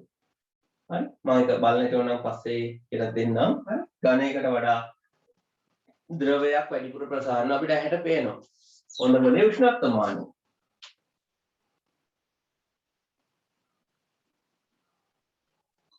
හරිද? උෂ්ණත්වමානය අයිස් කැටයක් උඩින් තිබ්බොත් එහෙම අර මොකද්ද? රසදිය කඳ වේගයෙන් පල්ලෙහාට බහිනවා. කියන්නේ මොකද්ද? අර යට බල්බ් එකේ තියෙන රසදිය කඳ රසදිය ටික සංකෝචනය වෙලා. ඊළඟට පුතේ ඕකම අපි අරන් ඉන්න ටිකක් උෂ්ණ තැනක තිබ්බොත් එහෙම අපේ ඇඟේ කොහෙද තිබ්බොත් හරි මේ රත් වෙච්ච තැනක තිබ්බොත් ගොඩාක් රස්ති තැනක තියන්න එපා ඔය බල්බ් එක පුපුරන්න පුළුවන් රස්ති තැනක තිබ්බොත් එහෙම ඔයාලට බලා ගන්න පුළුවන් අර ද්‍රව කඳ වේගයෙන් ඉහළ යනවා ඇයි ඒ යට තිබ්බ රසදිය කඳ රසදිය ටික ප්‍රසාරණය වෙනවා ප්‍රසාරණය වුණාම යට යන්න දණක් නැහැ උඩට යනවා පැහැදිලිනේ අපි එන ද්‍රව ප්‍රසාරණය ගැන ඉගෙනගමු හරි හරි හොඳයි ඔයාලා දැක්කද ඇෆ්ගනිස්තානයට වෙලා තියෙන වැඩේ හරි බොහොම අවාසනාවන්ත සිදුවීමක් අර තාලිබාන් කට්ටියලා මම දන්නේ නැහැ එයාලගෙන් කවුද හරි කවුද වැරදි කියන්නේ හැබැයි මම දැක්ක අර ෆ්ලයිට් වල මිනිස්සු නැගලා කොහොම හරි රටෙන් පිට වෙන්න බලනවා ඒක බොහොම මේ සංවේදී කාරණාවක් දැක්කා මම දැක්ක එයාපෝට් එකේ අර ගිනි අවුවේ මිනිස්සුන්ට අර පෙට්ටියක් ඇතුලේ අර පොඩි ප්ලාස්ටික් කූඩ වගේ තියෙන්නේ ඔය ප්ලාස්ටික් කූඩයක් ඇතුලේ ගිනි අවුවේ ළමයෙක් කියලා හරි සාමාන්‍යයෙන් අවුරුදු 2ක විතර අවුරුදු 1මාර විතර ළමයෙක් අමතක වෙලා ගිහලා ගිනි අවුව අපිටවත් ගිනි අවුවක ඉන්න බෑ හරි මේ වගේ මිනිස්සු දැන් මේ වගේ සංසිද්ධි වෙනකොට ගොඩාක් පුතේ දුක් විඳින්න අහිංසක ළමයි. ඒ හින්දා අපි ජාතියක් විදිහට සහ මිනිස්සු වශයෙන් අපිට තියෙන පළවෙනි ගුණාංගය තමයි මානුෂීය. මානුෂීය. මොකද මානුෂීය වෙනවා කියලා කියන්නේ? අපිට රිදෙනවා වගේම අනිත් පැටිටත් රිදෙනවා කියන එක දැනෙන්න. පැහැදිලි නේ? එහෙනම් කොයිම වෙලාව අපි පින්පව් ආගම මේ මොන ඔක්කොම අතහැරියා. හරි අද මම කියන අතයි ඉඳපා අපිට පින්පව් කියලා දෙයක් තියෙනවා. ඒ ඔක්කොම ඇත්ත. මොකද වැදගත්ම දේ තමයි මානුෂීය වෙන්න. පැහැදිලි නේ? මොකද අපි හැමෝම දවසක මේ ලෝකේ යම් කිසි දෙයක් කරලා මේ ලෝකේ ආයතල්ලා දාලා යනවා. ඒකනේ ඇත්ත කතාව නේද? දැන් අපිට කලින් පරම්පරා දෙකකට කලින් ඉඳ හිටපු කට්ටිය අපි දන්නේවත්. තමයි අපේ සීයලා අපි කොහොමද දන්නේ? එතකොට අපි මේ කාලේ මිනිස්සුන්ට කතා බහ වෙන පුද්ගලෙක් වුණාට තව අවුරුදු 50ක් 60ක් 100ක් යනකොට අපි කියලා පුද්ගලෝ මේ ලෝකේ නැහැ. එතකොට අපි කරපු හොඳ දේවල් ටිකක් විතරයි ඉතුරු වෙන්නේ. අපි මේ ලෝකෙට හොඳ දෙයක් කරොත් ඒක ඉතරලා තියෙන්නේ. දැන් අපි ඔය කියන්නේ ඇල්බර්ට් අයින්ස්ටයින්, නිව්ටන් නේ? විද්‍යාවට යමක් කරපු මිනිස්සු. නේ මහත්මා ගාන්ධි, එතකොට බුදුහාමුදුරුවෝ, ජේසුස් වහන්සේ මේ ලෝකේ මේ අර හොඳ මිනිස්සු හදන්න දෙයක් කරනවා. අන්න ඒ වගේ කට්ටිය ඉතුරු වෙලා ඉතින් ඔක්කොලාම නැතිලා. හිට්ලර් කියන්නේ මිනිස්සු ලක්ෂ ගාණක් මරපු මිනිස්සෙක්. අදටත් මිනිස්සු මොනවා කරනවද? වයින්නවා. එහෙම ජීවත් වෙලා වැඩක් ඔයාලගේ අනිවාර්යම මානුෂීය ගුණය කියන එක හදාගන්න හැදෙන්න ඕනි දෙයක්. අනිකා අපිට වගේම රිදෙනවා පව් කියන දේ දැනෙන්න ඕන. ඒක මම හිතන්නේ අද සමාජයේ ඉතා වේගයෙන් නැතිලා යනවා. මොකද හේතුව ගැන මම දන්නේ නැහැ. හරි. ඒ ගැන විශේෂයෙන් හිතන්න මට පුදුම දුකක් දැනුනේ. ඒක දැක්කම මිනිස්සු හිතන්න දැන් ඒක ඔයාලට තේරෙන්නේ නැහැ. ඒක ගැන හිතුවේ නැත්තම්. හිතන්න අපි දැන්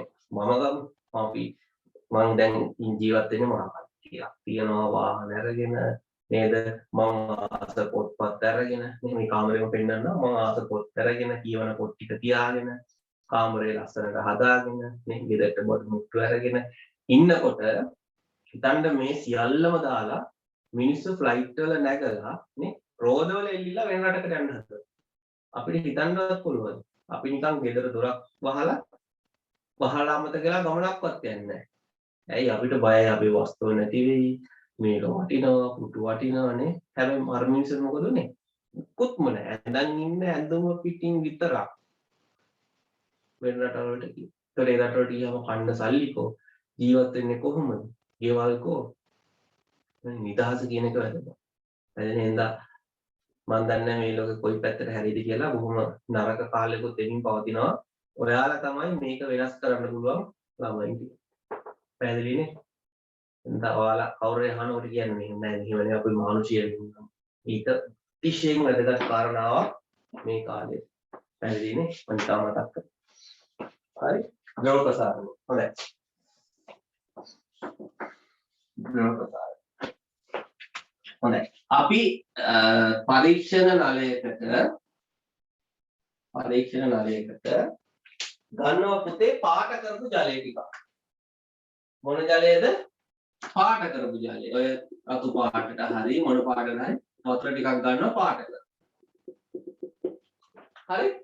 මේක ගන්න එකේ විශේෂ දෙයක් තියෙනවා. අපි මේක උඩටම පුරව ගන්නවා. උඩටම එනකම් මේ වතුර එක පුරව ගන්නවා. පුරවගෙන අපි ගන්නවා පුතේ ඕකට ගහන්න ඇබයක්. විද්‍යාලය ඇබ තියෙනවානේ. මේකට සම්බන්ධ කරගන්නවා පොඩි වීදුරු නලයක. හරි? සම්බන්ධ කරලා උඩටම එනකම් වතුර පුරවලා මේක මෙහෙම තද කරනවා. තද කරාම වැඩිපුර තියෙන වතුර ටික ගිහිල්ලා මෙන්න මෙහෙම කිර ලැබේ වතුර ගෑවෙන කම්ම එනවා. මොකද ඇතුලේ වායු පිරුණොත් වැඩි හරියන්නේ නැහැ. ඔන්නෝම අපි එකක් හදා.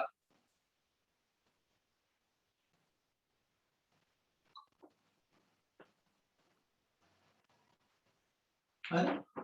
හදලා මේකෙන් වතුර චුට්ටක් අයින් කරලා ඔන්න දැන් වතුර මට්ටමත් රතු පාට වතුර ටිකුත් මේක දිගේ උඩට නැගලා තියෙනවා. පැහැදිලිද? ඔන්න ඔහොම තියෙනවා. දැන් අපි කරන්නේ මේක පුතේ කිල්ලනවා මොකේද? උණු වතුර සහිත වාදනය. උණු ජලය. මොන ජලයේද තියෙන්නේ? උණු ජලය. උණු ජලය සහිත වාදනයක මේක කිල්ලනවා. මේක අරන් අපි උණු ජලය සහිත වාදනයක කිල්ලනවා.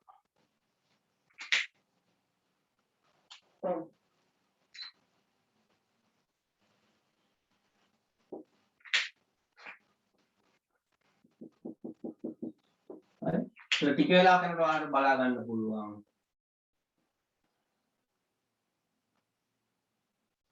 මේක ඇත්තටම ගෙදර ටික ඔයාලට බලා ගන්න පුළුවන්. මෙන්න මේ නලයේ දිගේ වතුර ද්‍රව මට්ටම ඉහළ යනවා. මෙන්න කලින් තිබ්බ ද්‍රව මට්ටම ආරම්භක මට්ටම.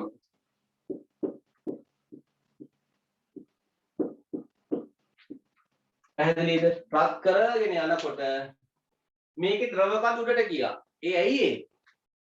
ඇතුලේ තිබ්බ ද්‍රවය මොන වෙච්ච නිසාද? ප්‍රසාරණය වෙච්ච නිසා.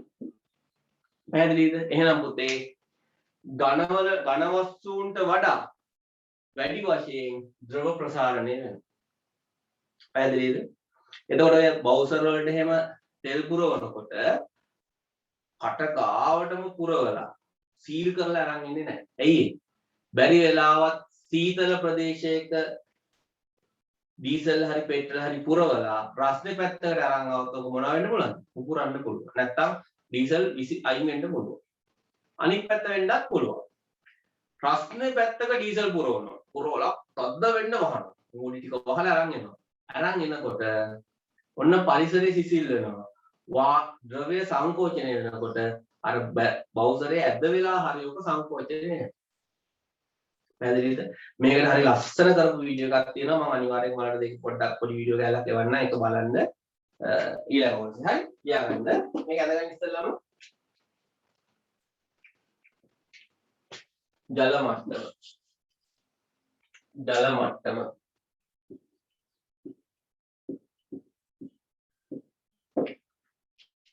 මෙන්න ජල මට්ටම.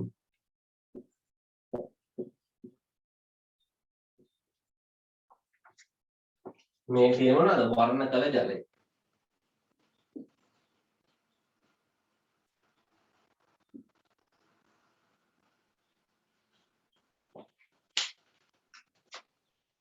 වර්ණ කළ ජලය.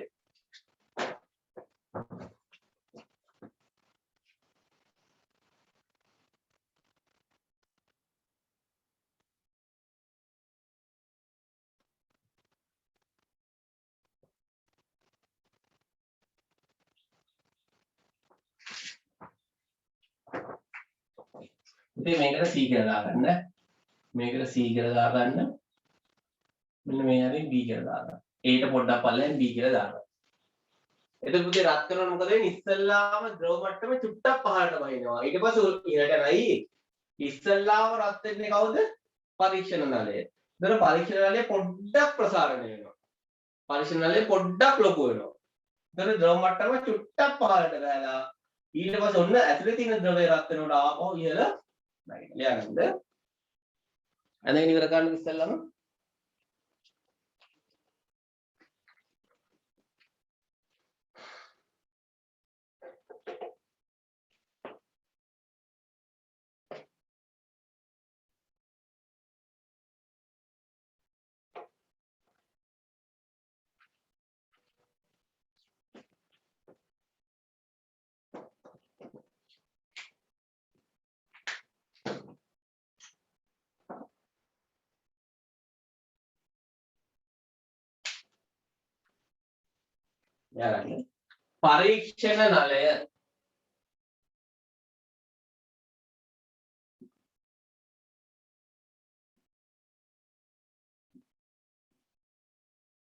පරීක්ෂණ නලය උණු ජලයේ ගිල් වූ විට උණු ජලයේ ගිල් වූ විට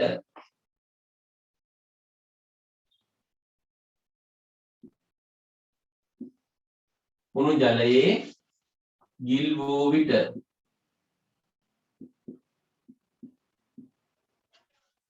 උණු ජලයේ ගිල් වූ විට ද්‍රව මට්ටම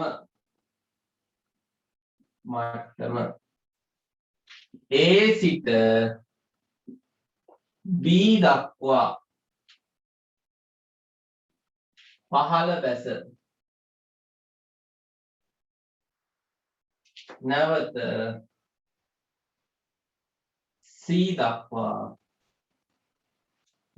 C දක්වා වැඩි වේ. නැවත C දක්වා වැඩි වේ.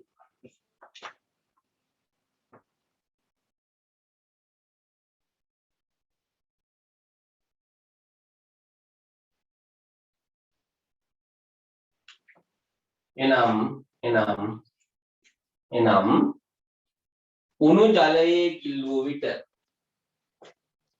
ජලයේ කිල්ලුව විට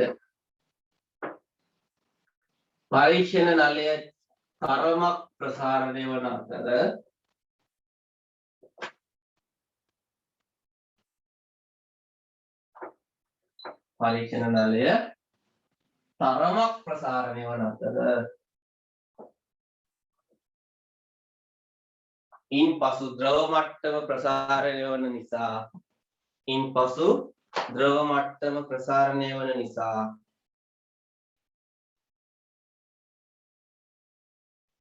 ද්‍රවයේ ප්‍රසාරණය වන නිසා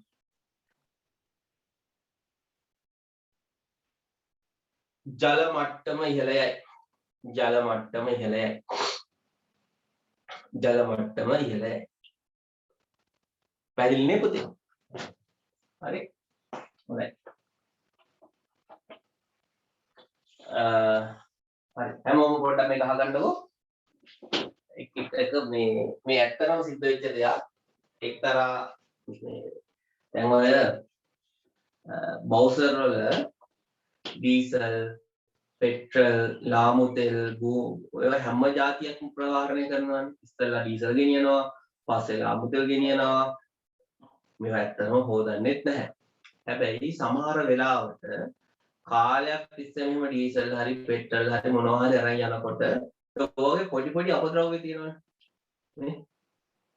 පොඩි අපද්‍රව්‍ය තිබිලා ඔය මේ බවුසර් වල යට තැම්පත් වෙන්න පුළුවන්. මොන දැන් බවුසරේ යට කුණු. ඉතින් මිනිස්සෙක් දවසක් කරලා තියෙන්නේ මොකද්ද? බවුසරේ තියෙන පෙට්‍රල් ටික ඔක්කොම බෑවට පස්සේ නේ මේකේ උඩ මූඩි තියෙනවනේ. උඩ මූඩි වලින් ඇරලා මේකට බැහැලා මේක හොඳට හොදලා කුණු වතුර දාලා හොදලා වතුර ටිකත් ඔක්කොම යවලා මේක හොඳට සීල් වෙන්න වහලා ගෙදර ගිහින්. හරි? හොත්තට සීල් වෙන්න වහලා ගෙදර ගිහින්. ඇයක් විතර යනකොට මහා හයියෙන් පුපුරනවා වගේ සද්දයක් එනවා. ඩෝම් ගාලා සද්දයක් එනවා. ඇවිල්ලා බලනකොට ඒ බවුසරේ මොනවා වෙලාද? ඇතුළට චප්ප වෙලා. මොකද්ද වෙලා? මේ ඇත්තටම වෙන සංසිද්ධියක්. හරි මම මේක වීඩියෝ එකක් ඔයාලට එවන්නම්. මේක ඇත්තටම වෙන සංසිද්ධියක්. මොකද්ද වෙන්නේ? පුතේ මෙහෙම මේක බවුසරේ ඇරලා තියෙද්දී හරිද? මේක අපි උණු වතුර දාලා හොදනකොට ඇතුලේ තියෙන වායු ටික මොකද වෙන්නේ? ප්‍රසාරණය වෙනවා. ඇතුලේ තියෙන වායු ටික ප්‍රසාරණය අපි හිතමු ඇතුලේ වායු අණු 100ක් හිටියා කියලා. ඇතුලේ වායු 100ක් නෙමෙයි බිලියන ගාණක් තියෙනවා. බිලියන ගාණක් තියෙනවා. ඇතුලේ වායු අණු 100ක් හිටියා කියලා.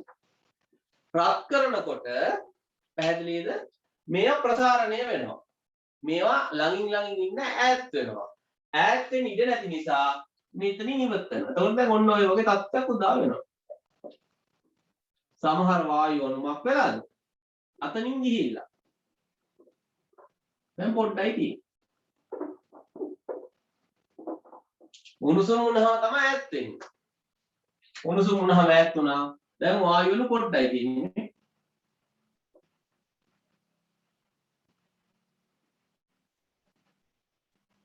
ඔන්නෝම තිබ්බා වායු වල ඈත් වුණා. දැන් අඩු වුණා. ඊට පස්සේ මෙයා මොකද කරේ? මේක තදින් වැහුවා. දැන් පිටත තියෙන වායු ගෝලීය පීඩනය. ඔන්න පුතේ හවස් වෙනකොට ඇතුළ දැන් වත් කරානේ සිසිල් වෙන්න ගන්නකොට මේ වායු අංශු ලං වෙනවා. වායු අංශු ලං වෙනකොට වාතය ඇදිලා එන්න සිදුරක් තිබ්බේ නැත්තම් මොකද වෙන්නේ? මේක පොඩි වෙලා ආයි වායු අංශු ටික ලං වෙනවා. පැහැදිලිනේ? ඔයාලා ප්ලාස්ටික් බෝතලයකට හරි මේක ගෙදරදී කරලා බලන්නත් පුළුවන්. ප්ලාස්ටික් බෝතලයකට උණු වතුර එකක් දාලා හොඳට හොලවලා වතුර ටික අයින් කරන්න. අයින් කරලා ටක් ගාලා මූඩිය වහන්න. මූඩිය වහලා දෙපැත්තට වනවන ඉන්න. ටික ලකනට බෝතලේ ඇම්බරිලා යනවා. ඇයි? මේ සංසිද්ධිය නිසා. අපි ඒක ටිකින් කරලා බලමු. ව්‍යාකරණ ද්‍රව ප්‍රසාරණය. ද්‍රව ප්‍රසාරණය. හොඳයි. ඒක අපි ක්‍රියාකාරක දෙන්න කරමු. අපි කරන්නේ පුතේ හිස් බෝතලයක් අරගෙන හරි අපි මේක ගිල්ලනවා අයිස් සහිත බඳුන. අයිස් එක.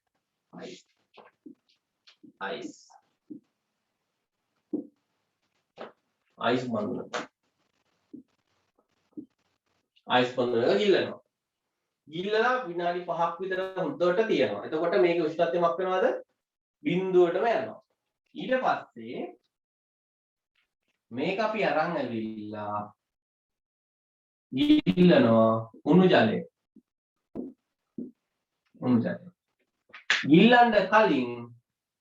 ගිල්ලන්න කලින් බෝතලේ කටට හයි කරනවා බැලුවා. බෝතලේ කට මොකක්ද හයි කරන්නේ? බැලුමක් හයි කරනවා. හරි. මෙහෙම කරමු. බැලුම හයි කරමු මෙතන. අයිස් වලින් එළියට ගන්න ඕන්න මෙන්න තියෙද්දි මේකට හයි කරනවා මොකද උනේ? බැලුම. පිම්බිච්ච නැති බැලුම හයි කරනවා. හයි කරලා උණු ජලයේ ගිල්ලපු ගමන් මොකද වෙන්නේ? බැලුම් හොඳට පිම්බෙනවා. මොකක්ද උනේ? පුතේ සීතල වෙන්න මේක ඇතුලේ තියෙන වායු අංශු සංකෝචනය වුණා. එතකොට බැලුම නැතකොට හරි සීතල වෙන්න තවත් වාතය මේකට ඇදිලා ඇවිල්ලා වායු අංශු වැඩි ප්‍රමාණයක් මේක ඇතුලට ගබඩා වෙනවා. ඇයි? සංකෝචනය වෙනකොට ලං වෙනකොට තව වාතය ගන්නවා. තව සංකෝචනය වෙනවා. තව වාතය ගන්නවා. නේ ඉස්සර අපි ඉස්කෝලේ යනකොට එහෙම මතකද මහවද්ද බස් නේ කැම්පස් එක හරිය නැවතුවාම ඇතුළට තල්ලු කර මොකද කරන්නේ මිනිස්සු වටවනවා තව තල්ලු කර මිනිස්සු වටවනවා නේ මෙහෙන් සංකෝචනය වෙනවා අයිස් තියෙන්න වායු සංකෝචනය වෙනවා තව වාතය ඇතුල් වෙනවා ඊට පස්සේ බැලුමක් හරියට දැන් මොකද කරන්නේ උණු ජලයක ගිල්ලපුවාම මේ වායුන්ට හම්බ වෙනවා තාප ශක්තිය. මෙයාලා ප්‍රසාරණය ඉන්න ඉඩ නැහැ. ඉන්න බෑ අමාරුයි නේ. එළියට යන්න බෑ. බැලුමක් කරගන්න. බැලුම කුඹගෙන හරි පුතේ වාතය එළියට. පැහැදිලිද එහෙනම් අපිට වායු ප්‍රසාරණය පහසුවෙන් මේකෙන් බලා ගන්න පුළුවන්. ඇඳ ගන්න ටක් ගාලා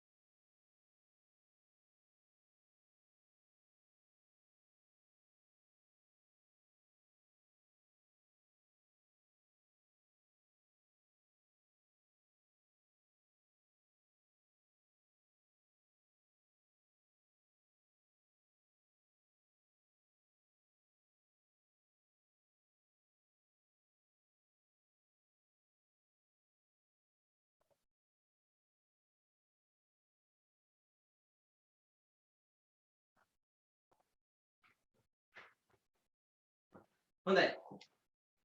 ඔන්න අපි ඒක කරලා බලමු. හරි. ඔන්න මම බෝතලයකට තද වුණ වතුර දැම්මා. තද වුණ වතුර දාලා හොඳට හොලවනවා. හරි. ඔන්න බලන්න හොලවලා මූඩි අරිනකොට ඇතුලේ මේ වාතය හිර වෙලා තියෙන හොඳට අබලා ගන්න ඕන මේ. දැක්කද? නාප හොඳට හොලවමු.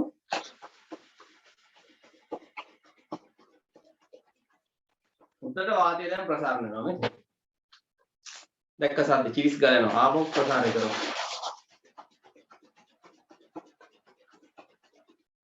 ඇතුලේ රත් වෙන්න මේ වාතය පිට වෙනවා. ඔන්න දැන් වතුර ටික අයින් කරලා අපි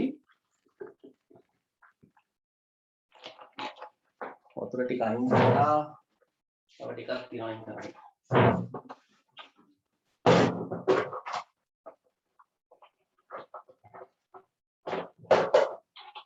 හොඳයි පුතේ. වතුර ටික අයින් කරා. අපි දැන් මේක සිසිල් වෙන්න දීමු ටිකක් වෙලා මොකද වෙන්නේ කියලා බලන්න. මේ පේනවා සිසිල් වෙනකොට අපි ගැම්බෙනවා.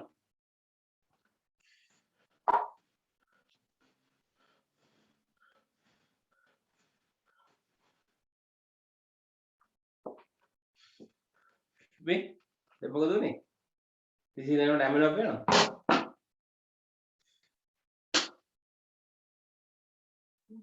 හොඳටම ඇඹුණා.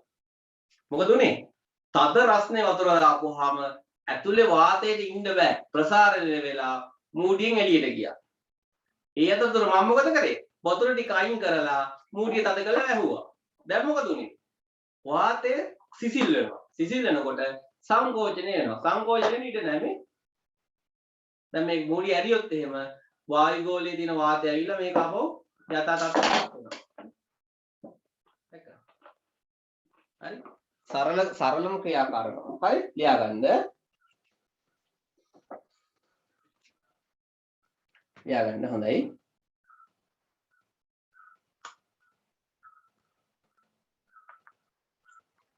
මෙහෙම ලියාගන්න. හිස් බෝතලයක් ගෙන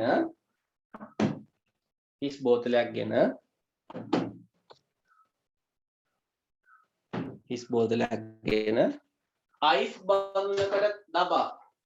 බඳුනකට තබා හිස් බෝතලයක් ගෙන අයිස් බඳුනක තබා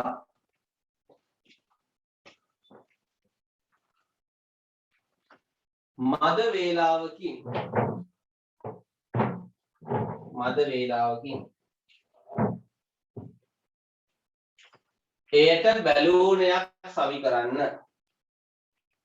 මද වේලාවකින් එයට බැලූනයක් සවි කරන්න. අයිස් බඳුන තුල තැබූ විට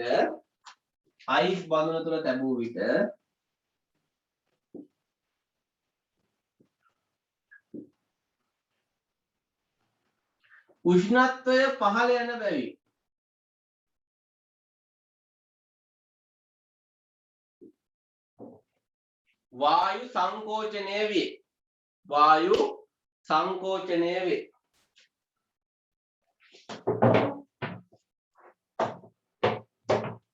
වායු සංකෝචනය වේ. හරි. දැන් එම බඳුන උණු ජලයේ තැබූ විට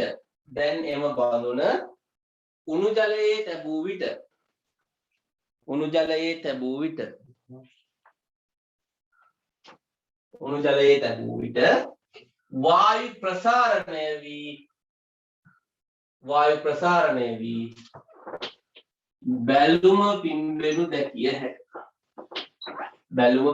දැකිය හැකිය.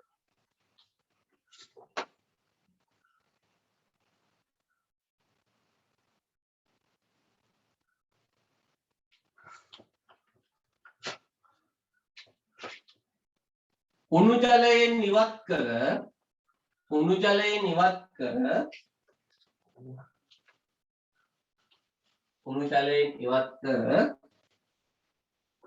නැවත අයිස් බඳුනේ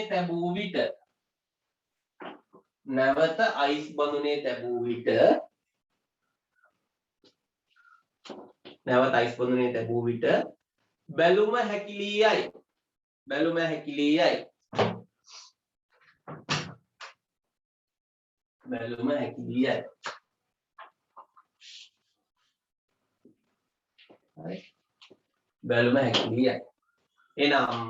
එනම් වායු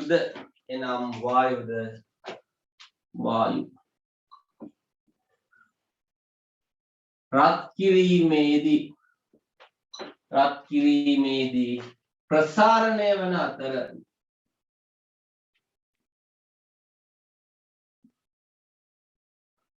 සිසිල් කිරීමේදී ඉසිල් කිරීමේදී සංකෝචනය වේ.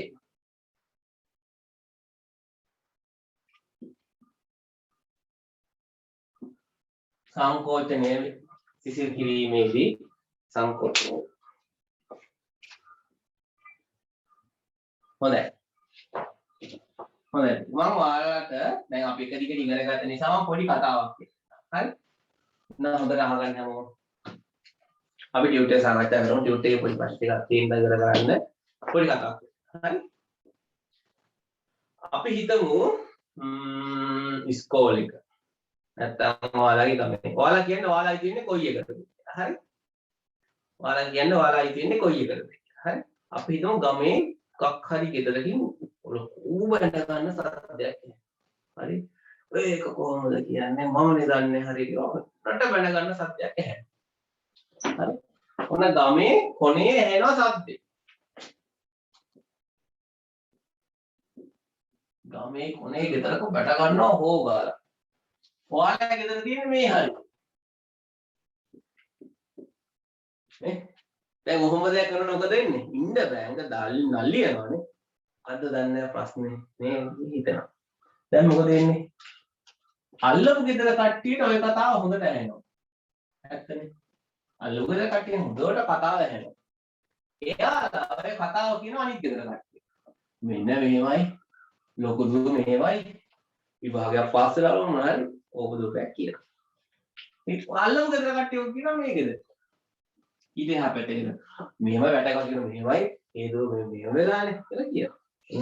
ඒ ගෙදර කට්ටිය අනිත් ගෙදරට කියනවා. ඒ ගෙදර කට්ටිය ඔයාලට කියනවා.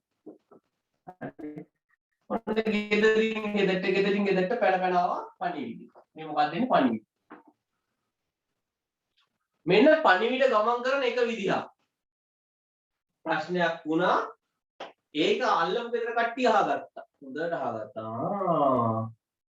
එහා ගෙදර ගිහලා කොහොමද මාර වැඩන්නේ වෙලා තියෙන්නේ. අද පුතා හරි මෙහෙම වෙනකොට බල්ලෙක් පැනලා කලිසම කාලා කලිසම නැතුවනේ ගෙදර ඇවිල්ලා තියෙන්නේ කියලා කියනවා. මේක එයාට කිව්වා.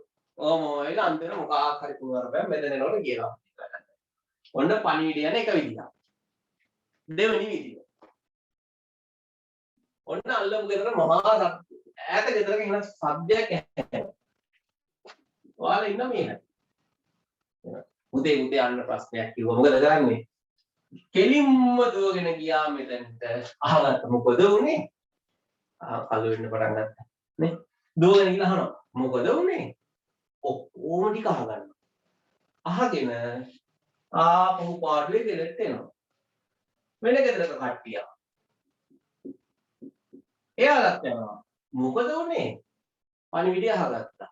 කොරෝනා හැදිලා අහගෙන එනවා. තව ගෙදරක කට්ටිය. ගියා. අහගන්න මොකද උනේ? පණිවිඩය අහගත්තා ගෙදරට ආවා. මෙන්න දෙවෙනි ක්‍රම. එහෙමත් වෙන්න පුළුවන්ද? දැන් මේකේ මොකද උනේ? ගෙදරින් ගෙදරට පණිවිඩය ආවා. මෙතන උනේ මොකද්ද? අපි ගියා. පණිවිඩය අහගත්තා අපි ආවා. අනිත් කට්ටිය ගියා. පණිවිඩය අහගත්තා ගෙදරට ආවා. දෙවෙනි ක්‍රමය. තුන්වෙනි ක්‍රමය. තවත් ක්‍රමයක් තියෙනවා පණිවිඩය.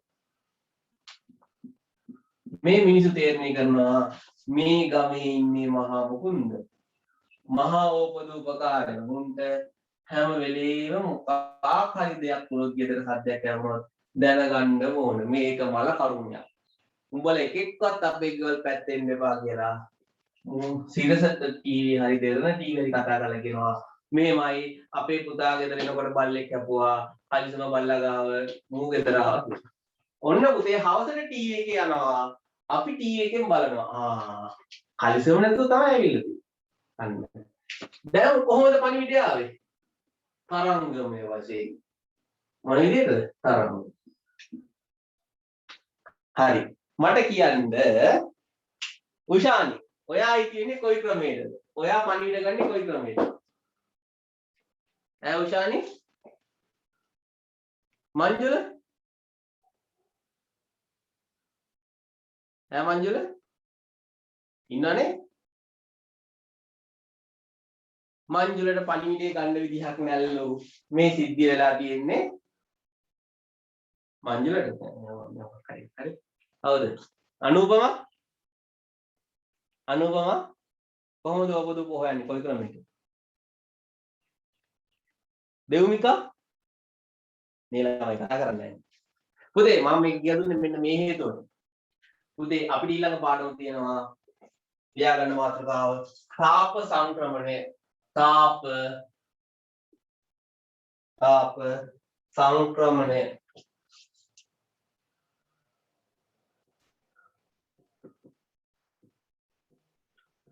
තාපය පුතේ එක තැනක ඉඳලා තව තැනකට යන්න පුළුවන් ක්‍රම තුනක් තියෙනවා. තාපය එක තැනක ඉඳලා තව තැනකට යන්න පුළුවන් ක්‍රම තුනක් තියෙනවා. පළවෙනි ක්‍රමයට අපි නමක් දෙනවා සන්නයනය. මොකද්ද නම? සන්නයනය. මේ පැත්තේ තාපය තියෙනවා. තාපය තියෙනකොට පුතේ මෙතන තියෙන අංශු ටික ඔව් මංජුල. හරි? මෙතන තාපය තියෙනකොට මෙතන තියෙන අංශු ටික පුතේ වේගයෙන් කම්පණය වෙනවා. එහා පැත්තේ කෙනා කම්පණය වෙනකොට මේ පැත්තේ කාට නිකන් ඉන්න බෑ. ඌත් කම්පණය වෙනවා. ඌ කම්පණය වෙන නිසා මූ කම්පණය වෙනවා. එහෙම පුතේ අංශු වලින් අංශු වලට තාපය ගමන් කරන්න පුළුවන් සන්නයනය කියලා අපි එකට කියනවා. අර පණිවිඩයේ ගිය විදිය තමයි. පැහැදිලිද? ඔයාලා බස් එකේ යනකොට හිර වෙලා යනකොට එකෙක් නටිය නලවනවා. එකෙක් නැලවෙනවා. ඔයාලා මොකද කරන්නේ? ඌ ළඟ නම් ඉන්නේ. අපි නිකන් බලෙන් එහෙට මෙහෙට යනවානේ. ඒතර ඊට එහා පැතින් එක ඌ නිකන් තල්ල වෙනවා. අන්න ඒ වගේ. තාපය ලැබෙනකොට මේ හරිය තියෙන අංශ මොන වෙනවද? වේගයෙන් අපි වයිබ්‍රේටර් මොකක්ද කියන්නේ? හරි. එතකොට මේ අංශ වල චලනය නිසා මේ අංශ ටික චලනය වෙනවා. මෙයා චලනය නිසා මෙයා චලනය වෙනවා. සන්නයනය. දෙවනි ක්‍රමයේ තමයි පුතේ සංවහනය. සංවහනය. මම මේක කියලා දෙන්නම්. පස්සේ මේක විස්තරව කියලා දෙනවා. සංවහනයේදී වෙන්නේ වතුර එහෙම රත් කරනකොට පුතේ යට තියෙන වතුර ටික රත් වෙනවා. රත් වුණාට පස්සේ එයා උඩට යනවා. සිසිල් වෙච්ච ජලය ටිකක් පහළට එනවා. රත් වෙනවා උඩට යනවා. අර ඕපදූප ආව විදියම තමයි. ගියා ඕපදූප එහාගත්තා ආවා. එතන තිබ්බ ජලය ටික රත් වුණා. එයා උඩට ගියා. වෙන ජලය ටිකක් එතනට ආවා රත් වුණා උඩට ගියා. සංවහන. පැහැදිලිද? අන්තිම එක පුතේ විකිරණය. විකිරණය කියන්නේ මොකද්ද පුතේ? තරංගමය ස්වභාවයකින් කිසිම මාධ්‍යයක් නැහැ. මෙතන බලන්න මේ පණිවිඩය අරන් ආවේ අල්ලපු ගෙදරින්. අල්ලපු ගෙදර නොතිබුණා නම් පණිවිඩය එන්නේ නැහැ. අපි මෙතනට ගිය නිසා තමයි අපිට පණිවිඩය හම්බුනේ. ගියේ නැත්තම් පණිවිඩය ලැබෙන්නේ නැහැ. හැබැයි කොහොම හිටියත් ප්‍රවෘත්ති වලින් හරි අපි දැනගන්නවා. තරංගමය ස්වභාවයෙන් හරි තාපය ගමන් කරනවා. එහෙනම් තාපය ගමන් කරන ක්‍රම තුනයි සන්නයනය, සංවහනය සහ විකිරණය. මේක තමයි ක්‍රම තුන. පැහැදිලිනේ? එතකොට ඔයාලා ඕපදූප වහන කියන නෙමෙයි මම මේක කියලා දුන්නේ. හරි? හොඳයි.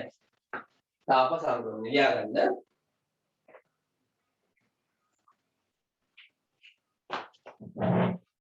හොඳයි ලියාගන්න. හොඳයි.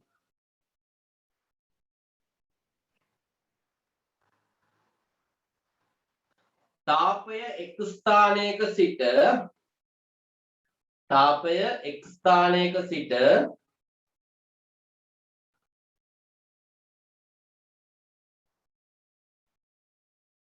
තවත් ස්ථානයකට ගමන් කිරීම. තාපය එක් ස්ථානයක සිට තවත් ස්ථානයකට ගමන් කිරීම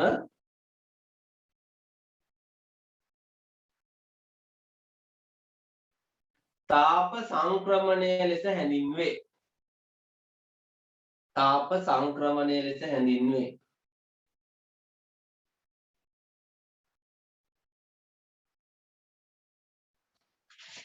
තාප සංක්‍රමණය ලෙස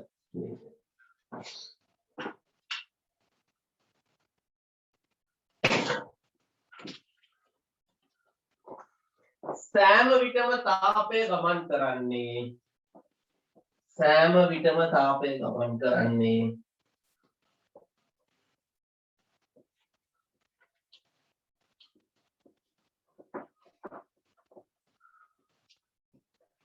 විටම තාපය ගමන් කරන්නේ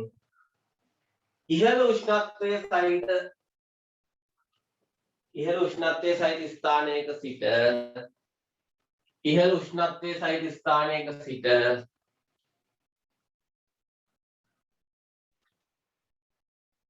පහළ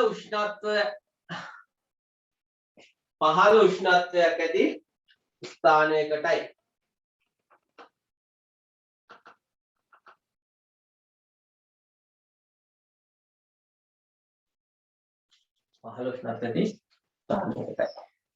පුතේ තාපය කියලා කියන්නේ මොකක්ද ඇත්තටම අංශු වල සිදුවෙන අහඹු චලිතය. හරි. අංශු වල සිදුවෙන චලිතය වැඩි වෙනකොට අපි කියනවා තාපය වැඩි වෙනවා. කියන්නේ අපි අත තදින් ඇතිල්ලුවොත් එහෙම ගොඩාක් වෙලා රත් වෙනවා වගේ දැනෙනවනේ. ඒක හේතුව තමයි අපේ අංශු වේගයෙන් චලනය වෙන්න පටන් ගන්න නිසා. හරි. වැඩි විස්තර වෙන්නේ නැහැ. ලියාගමු. තාප සංක්‍රමණය වන ක්‍රම තුනකි. තාප සංක්‍රමණය වන ක්‍රම තුනකි. මංජුල ඉන්නවනේ? මංජුල හරහානේ? හරි. තාප සංක්‍රමණය වන ක්‍රම තුනකි. එක සන්නයනය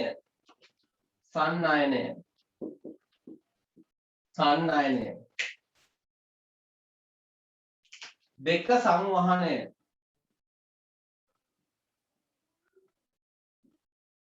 තුන විකිරණය. සන්නයනය සංවහනය සහ විකිරණය.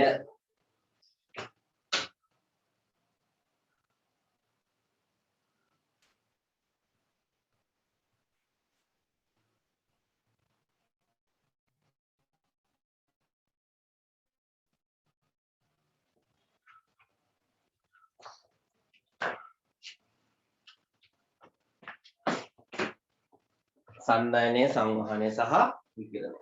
පුතේ මම මේ කොටස පොඩි වීඩියෝ එකකින් එවන්නම්. එහෙම නැත්නම් අපි ඊයර්ස් පන්තිදී සාකච්ඡා කරපු නැත්නම් ගොඩක් ඉගෙන ගත්තා වෙනවනේ. හරි. ඔළුවට අමාරු නිසා පෙරලා ගන්නකො 23 වෙනි පිටුව ටියුට් එකේ පෙරලා ගන්න 23 වෙනි පිටුව. පොඩි ප්‍රශ්නයක් කරමු අපි පාඩම තේරුම් ගන්න. ටියුට් එකේ පෙරලා ගන්න 23 වෙනි පිටුව.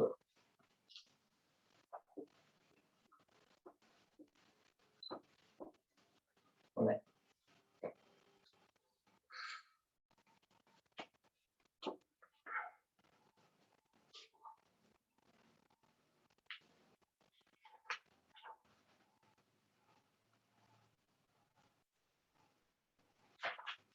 කර්මාන්ත ශාලාවක හදිස්සි අනතුරු සංඥාවක් සඳහා දල රූප සටහනක් පහත දැක්වේ.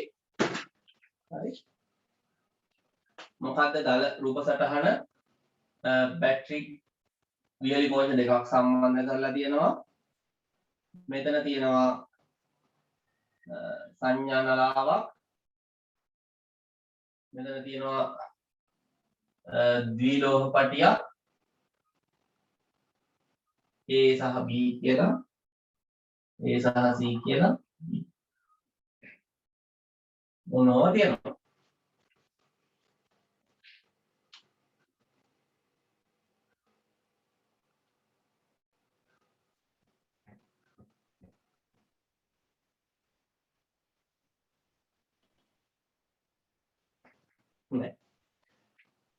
සංඥා නලාවක පිටත ආවරණය සඳහා ඉහළ ද්‍රවාංකයක් තිබීම අත්‍යවශ්‍යය.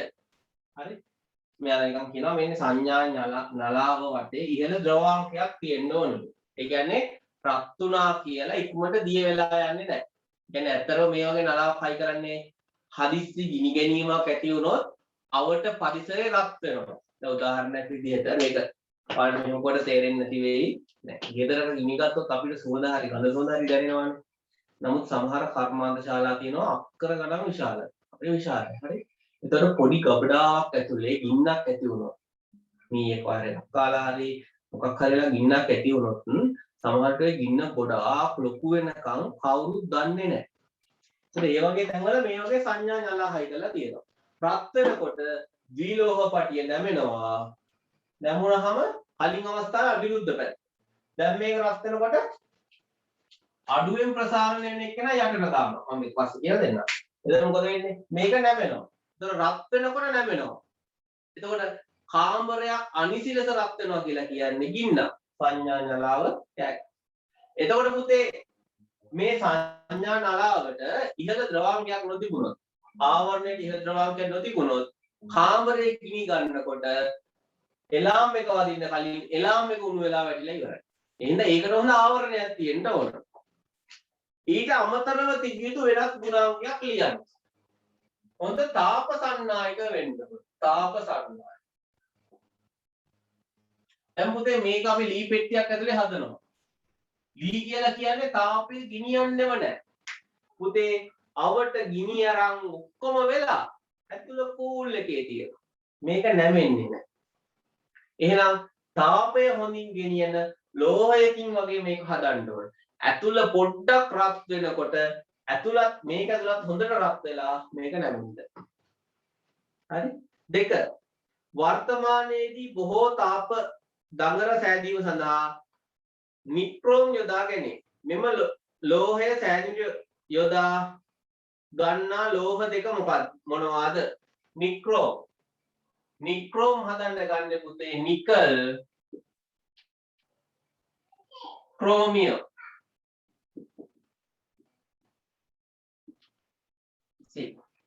මෙහිදී ඇති ද්විලෝහ පටිය සෑදීම සඳහා යකඩ පටියක් හා පිත්තල පටියක් යොදාගෙන ඇත. මෙම ද්විලෝහ පටියේ රත් කළ විට පිටතින් පිහිටන්නේ කුමන පටියද? ඒට හේතුව දක්වන්න. පිටතින් පිහිටන්නේ මොන පටියද පුතේ? යකඩ පටිය. යකඩ පටිය තමයි පිටතින් පිහිටන්නේ. ඇයි ඒ? මෙහෙම නැමෙනකොට මේ අරගෙන නැමෙන්නේ කොහොමද?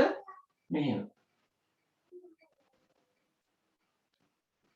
පිටතින් පිහිටන්නේ වැඩියෙන් ප්‍රසාරණය වන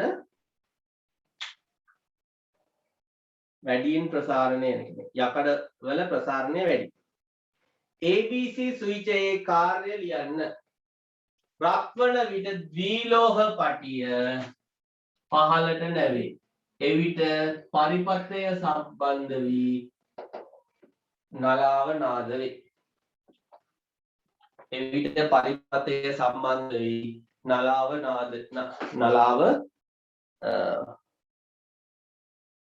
නාද වේ. හරි?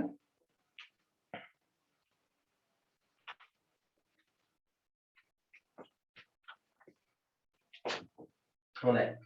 මම හිතන්නේ තුන්වෙනි ප්‍රශ්නේ අපි පන්තියේදී කරා.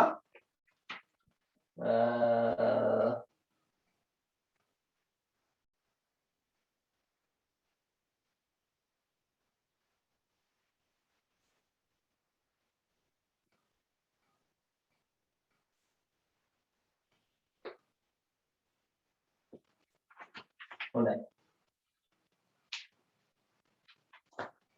අපි තව එක ප්‍රශ්නයක් කරමු. පෙරලා ගන්න පුතේ 25 වෙනි පිටුව.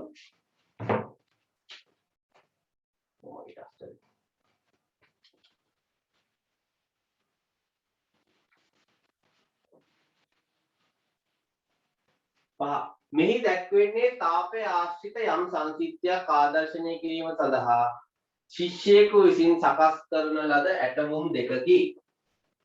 right? එක ඇටවුමක පුතේ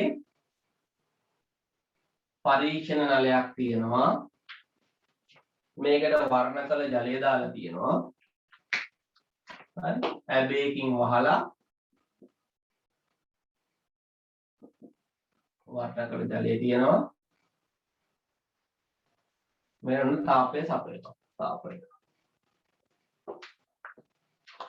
අනිත් එකේ පුතේ උණු ජලය සහිත භාජනයක් තියෙනවා. මේක ඇතුළට පුතේ අර විදිහටම පරීක්ෂණ නලයක් දාලා තියෙනවා.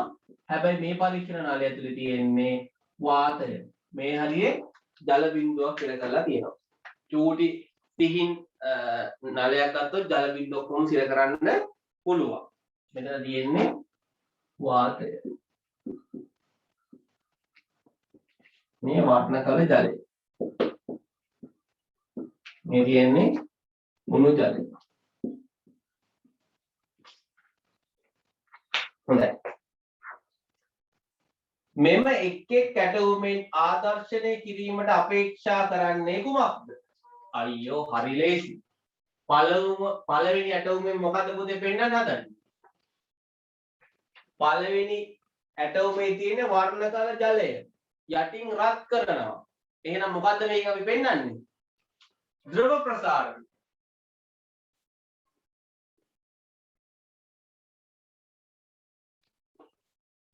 B ඇටවුමේ තියෙන පුතේ වාතය. ඒකත් රත් කරනවා. එහෙනම් ඒකේ පෙන්වන්නේ මොකද්ද? වායු ප්‍රසාරණය. වායු ප්‍රසාරණය. දෙක. ටික වේලාවක් රත් කරන විට ඉහත ඇටවුම් දෙකේ සිහින් නල තුල දක්නට ලැබෙන වෙනස්කම් මොනවාද? හොඳයි. එතකොට මොකද්ද පුතේ අපිට දක්නට ලැබෙන වෙනස්කම්? ජල මට්ටම තරමක් පහළ බැස ඉන්පසු ඉහළයි. ඇයි තාපය තපෙනකොට පුතේ මේ වීදුරු චුට්ටක් ප්‍රසාරණය වෙනවා. ඒක චුට්ටක් ද්‍රව මට්ටම පල්ලෙහාට එනවා. ඊට පස්සේ ද්‍රවය ප්‍රසාරණය වෙනකොට ඉහළ යනවා. B ඇටෝම.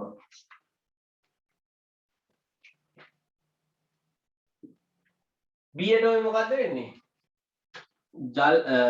ජල බිඳුව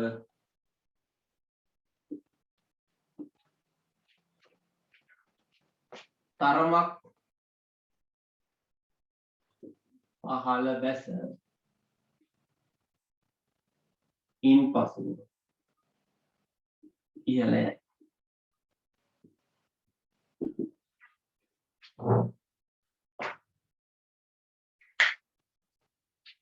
හරි.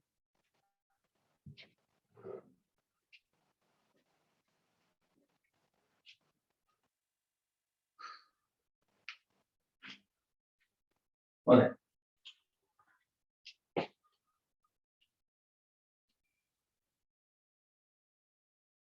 B ඇටෝමේ කැකෑරුම් නලයේ බිත්තිය හරහා. හරි? B ඇටෝමේ ඇති කැකෑරුම් නලයේ බිත්තිය හරහා තාපය සංක්‍රමණය වන්නේ කුමන ආකාරයකට? පුතේ අංශුවෙන් අංශුවට දැන් බලන්න බිත්තියක් ගත්තොත් කැකෑරුම් නලයේ මෙතන අංශුව රත් වෙනවා. ඉතින් මේ අංශුව හොම ගමන් කරනවා. අපි මේක ලබනසත් මේ ඊළඟ කොටසදී ඉගෙනත් ගන්නවා සන්නයනය.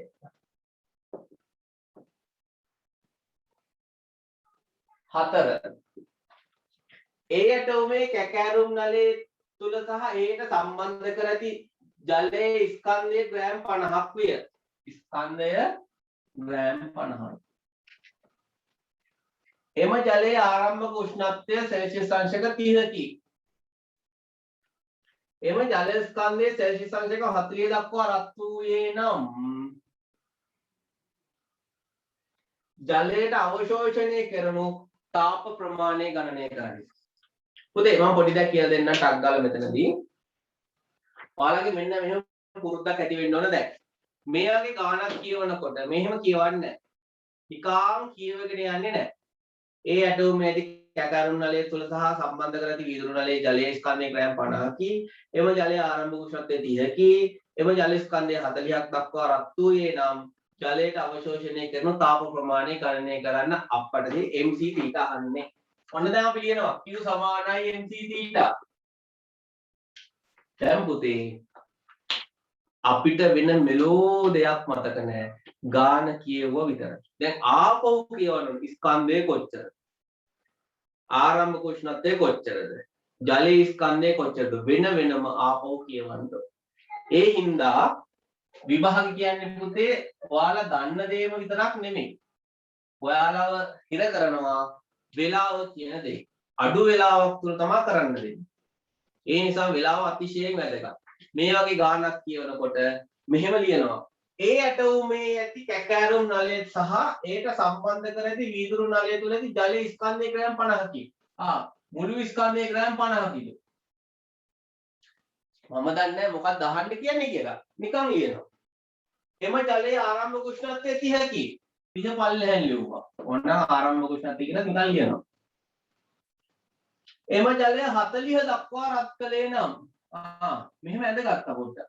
40 දක්වා රත් කළේ නම් ජලයට අවශෝෂණය කරන තාප ප්‍රමාණය ගණනය කරන්න. ගාන කියවල ඉවර වෙනකොට අපි දන්නවා අහන්නේ මොකද්ද?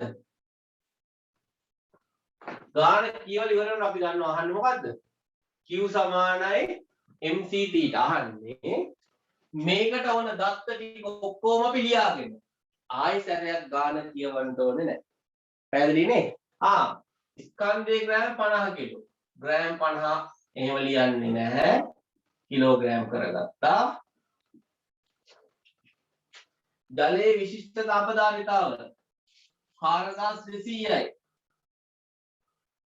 මොනවද? Joule කිලෝග්‍රෑමයට Celsius අංශකයට. උෂ්ණත්ව වෙනස 40 ඍණ 30.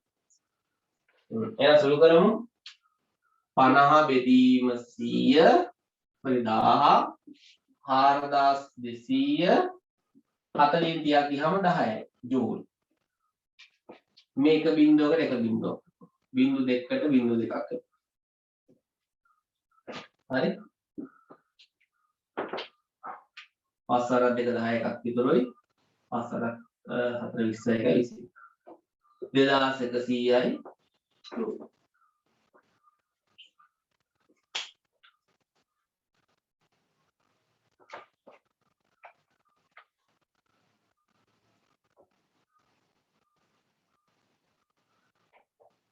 හොඳයි.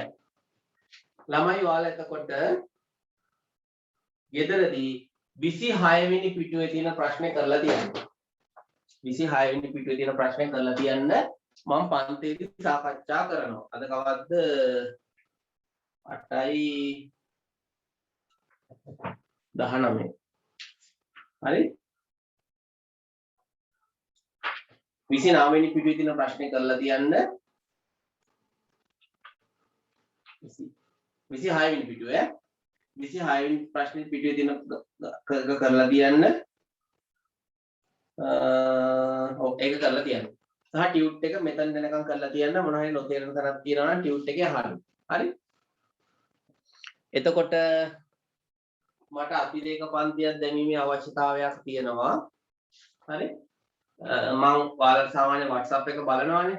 මම ඒතර අතිරේක පන්ති තියෙන දවස WhatsApp එකට දානවා. හරි? එහෙනම් හැමෝටම ආයුබෝවන්. තාප සංක්‍රමණය කියන කොටස මම බොහෝ වෙලාවට පොඩි වීඩියෝ එකක් කරලා එවන්නම්. නැත්නම් අපි ඊළඟ දවසේ පන්තියේ වෙනම වෙලාවක් අරගෙන පස්සේ සාකච්ඡා කරමු. කාට හරි මේ දක්වා ප්‍රශ්න තියෙනවද පුතේ? ඈ පුතේ? ප්‍රශ්න තියෙනවද? අහිංසා? නෑ සර්. හොඳයි. මංජුල? නෑ සර්. හොඳයි. එහෙනම් අපි ලබන සතිය හම්බෙමු. හරි. එහෙනම් හැමෝටම ආයුබෝවන්. අයිබෝවන් සර්.